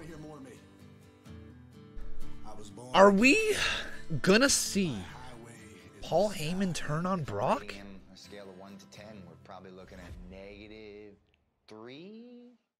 Is that legitimate? Is that what's gonna happen here tonight, guys? Man, I sure hope so. But let's figure this one out as we go towards the main event. I have no idea what's going to happen here. All of a sudden, I am really interested. People who say WWE is predictable, we don't have a clue right now of what's going to happen. We maybe have some ideas where it could potentially lead, but don't have a clue. I'm not going to try to get my hopes up too much for like a cash-in or anything, but I feel like something big's going to happen. This has been the storyline since the very start of the show. Brock Lesnar has been sitting backstage for the entire show. just reading that same magazine, he's a really slow reader if that's all he's been able to get through in 3 hours. But regardless, he's been backstage the entire time. So now, something's going to happen here. You know what's going to happen as well? You're going to get your merch. Go to Conman167's shop right over there. As I hiccup, get your merch right there. Look at that beautiful Conman hat right there. Spinning along. There's also going to be like sweaters and a whole bunch of other stuff. So go check out the merch, guys. Please check it out. And also remember, if you wish to help support the channel in any way, shape, or form, you can leave a like right here. You can subscribe to the channel, or you can donate. Any little bit does help out. Let's see if we can hit that $200 mark like I said here tonight, guys. That would be awesome. We're $22 away from that. So all it takes is a little banding together. If everybody dropped $1 right now, we'd hit that no problem. Those $1 donos add up. So let's see if that ends up happening here tonight. Be cool if we hit it. Be really cool. Elijah Dubois says, damn, yep, I think Paul will turn on Brock. I agree, man. It might not happen tonight, but it certainly seems like Paul Heyman and Brock Lesnar might be coming to an end for a little bit. We'll see.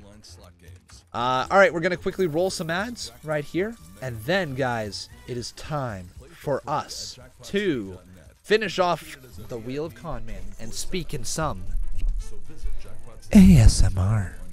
How is everybody doing here today on the final little bit, the final stretch of the Conman show here tonight as we enter into the last 15 minutes of the show? Everybody, I see you're in here. I see you, Alex. I see you, Carlos, WWE fan. Welcome, everybody, to Conman ASMR. This is the cringiest show on the internet. And my sweet voice and your damp ears. Yes, that's right. I'm describing your ears as damp because that is where it's all about. It's all about the dampness of the ears. And this is very, very uncomfortable, I bet you right now, hearing the word damp. What if I start throwing in some other words that are maybe just as gross, if not grosser? Let's start with another word to describe wetness. Let's go with moist. How does moist sound? Is moist any good? Is moist a good word to go with on this? Well, this is ASMR Conman, and that has been another segment here in the Cringe Man Chronicles. You guys like that? Oh God. Oh, that is where it is. That's where it's at, folks. That's where we be. We be doing weird things here on the Conman Show. But continue to like this stuff and continue to subscribe. WWE fan says, oh my God, Connor, this is why we love you, because of your weirdness and awesomeness. Man, it's just, you never know what's gonna happen in a Conman stream. Things are weird. Things get weird. Things are about to get weird. That should be the motto. Every time I go live, it should literally be like the notification says, things are about to get weird. And you click on my stream, and then it's me. You know, that's hey, I'm saying. But here we go, guys. We are entering the last little bit of Monday Night Raw. Next week, we are going to have Bobby Roode versus Mojo Rawley, so that should be fun. Old Country Gamer donated $11. He says halfway. Old Country Gamer, thank you so much for that $11 donation. Woo! Right there. We are halfway, guys. We are almost there. We are literally $11 away. So thank you so much. Is anybody else going to complete the halfway? You can't let them get so close and then not finish off right there. Old Country Gamer, thank you so much for that $11 donation. But here we go. Here is Kurt Angle. All right. Kurt Angle's here. Embrace the cringe. Yeah. Embrace that cringe. Everybody right now, chant, you suck. You suck. You suck. You suck. You suck. You suck. Yeah, there's Kurt Angle. Kurt Angle. Kurt Angle is here. There we go. Woo! There we go, folks. I love it. Yeah. Here we go. I have given you to the end of the night to produce Brock Lesnar. I even had Roman Reigns escorted from the building. So, Paul, either Brock Lesnar comes out now or this is your last night on Monday Night Raw. Are we going to get it? Pretty clear. I don't think it was fair to put Heyman in this situation. I mean, Respect Gaming dropping $10. It says, I don't mind if Brock is champion, but if he is just... Wait, but if he just can take part, like, in little segment like tonight, just be on TV. Also, finally, Roman will turn heel at Survivor Series. Paul will turn on Brock and join Roman. I agree. It'd be nice if he was around a little bit more. Ladies and Thank you so gentlemen, much, dude, for the $10 donation. Oh, and Cody dropping Paul 15 Heyman. as well. Here's Paul Heyman, folks, and James Ellsworth dropping $1. Holy folks, man, donos be running And rampant I'm the right now. advocate for the reigning, defending, undisputed. I'll roll them in a sec, okay, guys? Thank you so much, and we'll do all the spins and all that after Universal the show, all right? heavyweight. But make sure you guys keep on going here. champion, Brock Lesnar. May I?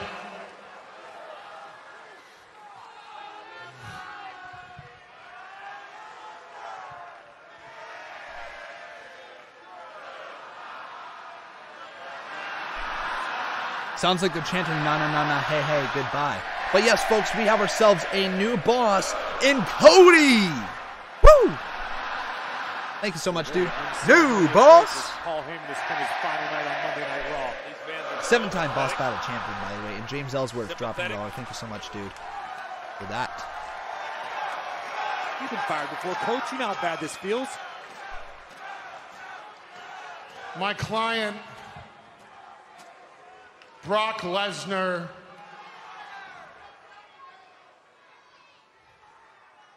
is not coming out here tonight. All right, enough. Listen to me. Let me explain to you what a real champion does. He shows up. He defends his title at all costs. He goes the extra mile for the WWE Universe. He does things for charities and communities. Brock Lesnar does none of that. Brock Lesnar has to be the worst Universal Champion of all time. There you go, man. The fans like that. James Ellsworth dropping another $5. Thank you very much, dude. Thank you so much. I just have all the notifications paused right now, okay? So I don't want You know what? If you're expecting me to argue with you, Kurt mess these Angle, up right I'm not going to. You're right. Brock Lesnar is the worst Universal Heavyweight Champion of all time. He is. You're damn right he is. And you know what? I tried to rehabilitate him.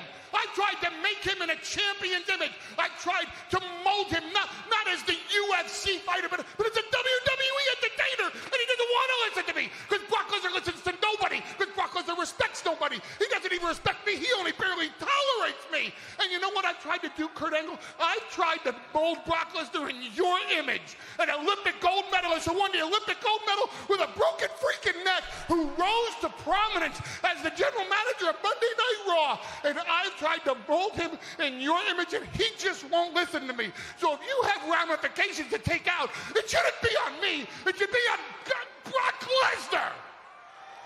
Jeez, he just put Brock Lesnar underneath You're full of crap. Wow.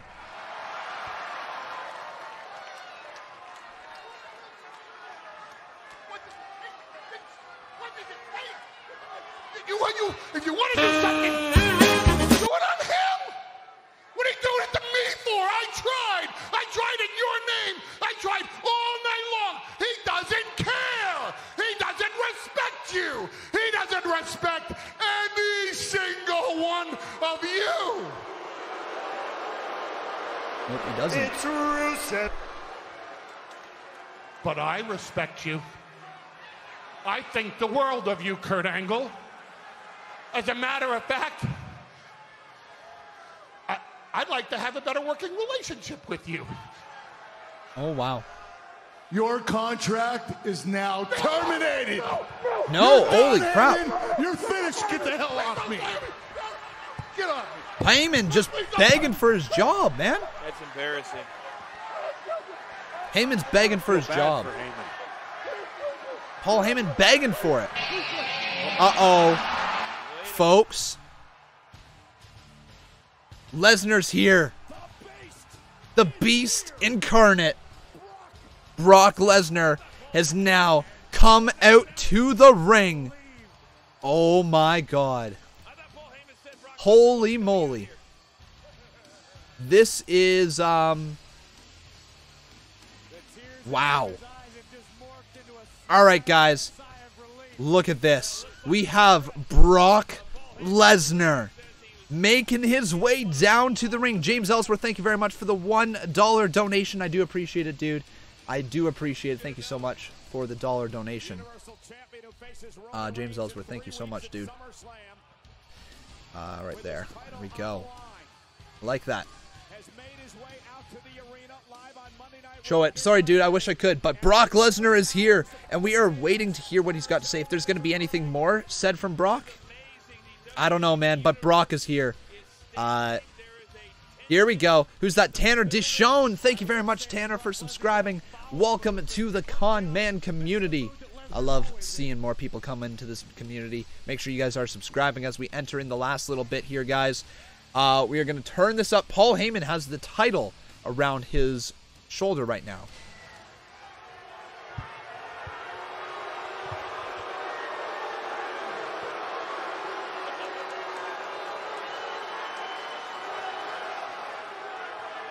Abik KL, thanks for subscribing.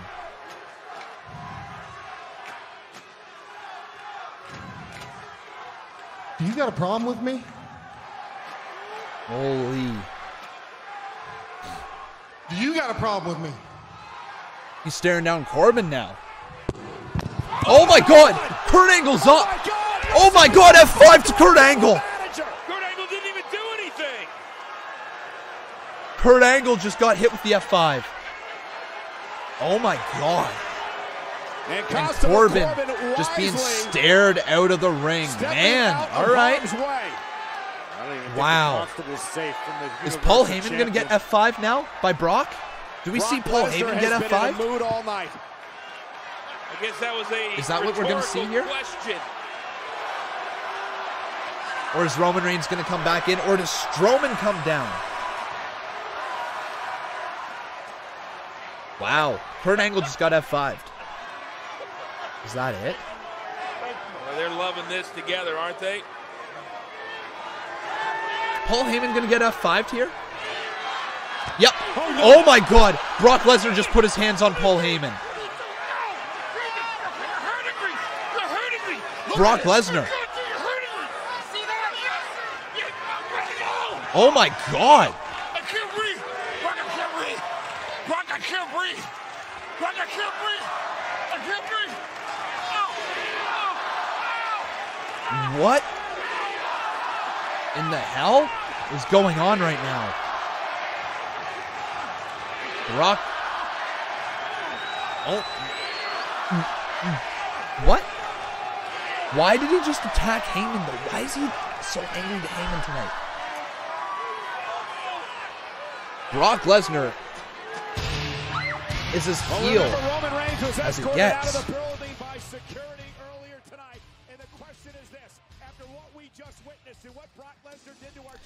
So that's how the show ends. Oh, I'm hearing the crowd. I'm hearing the crowd. Oh, I heard the crowd there. They were chanting, "We want Roman." They were chanting, "We want Roman." Jay Rooster, thank you very much for subscribing. Okay, guys. Wow. That was a weird finish. Weird finish. It definitely felt like the show was building up to something more. I mean, all of a sudden, this paints Lesnar in a way that we have not seen in a while. However, I think it's leading towards something in the future where Heyman is probably going to turn on Lesnar. I think that's probably what's going to happen. I don't think this is the final chapter of the story. It definitely isn't. It's just another. It's just the next chapter. You know, as you continue to flip through the pages and you end up towards the end of the book. But guys, that is it for the show here tonight. However, that's just the main show right now. We do have a couple spins. We got some stuff going on for the Wheel of Points and Con Man and all that stuff. Apparently my The points are gone. That's 160 points back there for the Burnett Club. But guys, we're going to do those spins now. So thank you so much to everybody who tuned in. If you do not wish to stick around for all the spins and all that, then feel free, you know, to click off. We are going to do that right now. But thank you so much to everybody who tuned in. I love each and every single one of you, and I'll be back tomorrow night with SmackDown Live. All right, so let's finish off the show here, guys. We got a couple spins on the wheels. If you guys wish to contribute to the channel, you can. Feel free to go right away. All you guys got to do is donate to spin on the wheel. We'll go until we got no more spins left. So now's the time to get your donos in if you want them. So we got 50 points there for the Burnett Club. We got 3 spins on this wheel of points. There we go. Let's get the next point. So 50 more points for the Burnett Club. That's huge. 50 points for them. 100 points to the Con Artists. Okay, give me 1 second here. I got to write this down somewhere. So 50 and 100. Con Artist picking up 100 points right there. And here's some more points. Who else is going to get points here? No one, as that is 0 points. All right, we got 2 spins here on the Wheel of Conman to finish off the show. That's a free spin, so we'll go around one more time. Where does it land here? Heel turn. Okay, guys, so what we're going to do there is we'll save the heel turn for tomorrow at the start of SmackDown, okay, guys? Because it takes a little too long here to do it at the end. And that's what I bet a lot of you wanted to see as it lands on 1,000 more points for the Con Artists. They have taken an absolutely gigantic lead in this. It's not even close. It's not even close, folks. I'm just writing down heel turn. Man, oh man, that's not even close. As the Con Artists have now taken a gigantic lead. There's another 1,000 more points.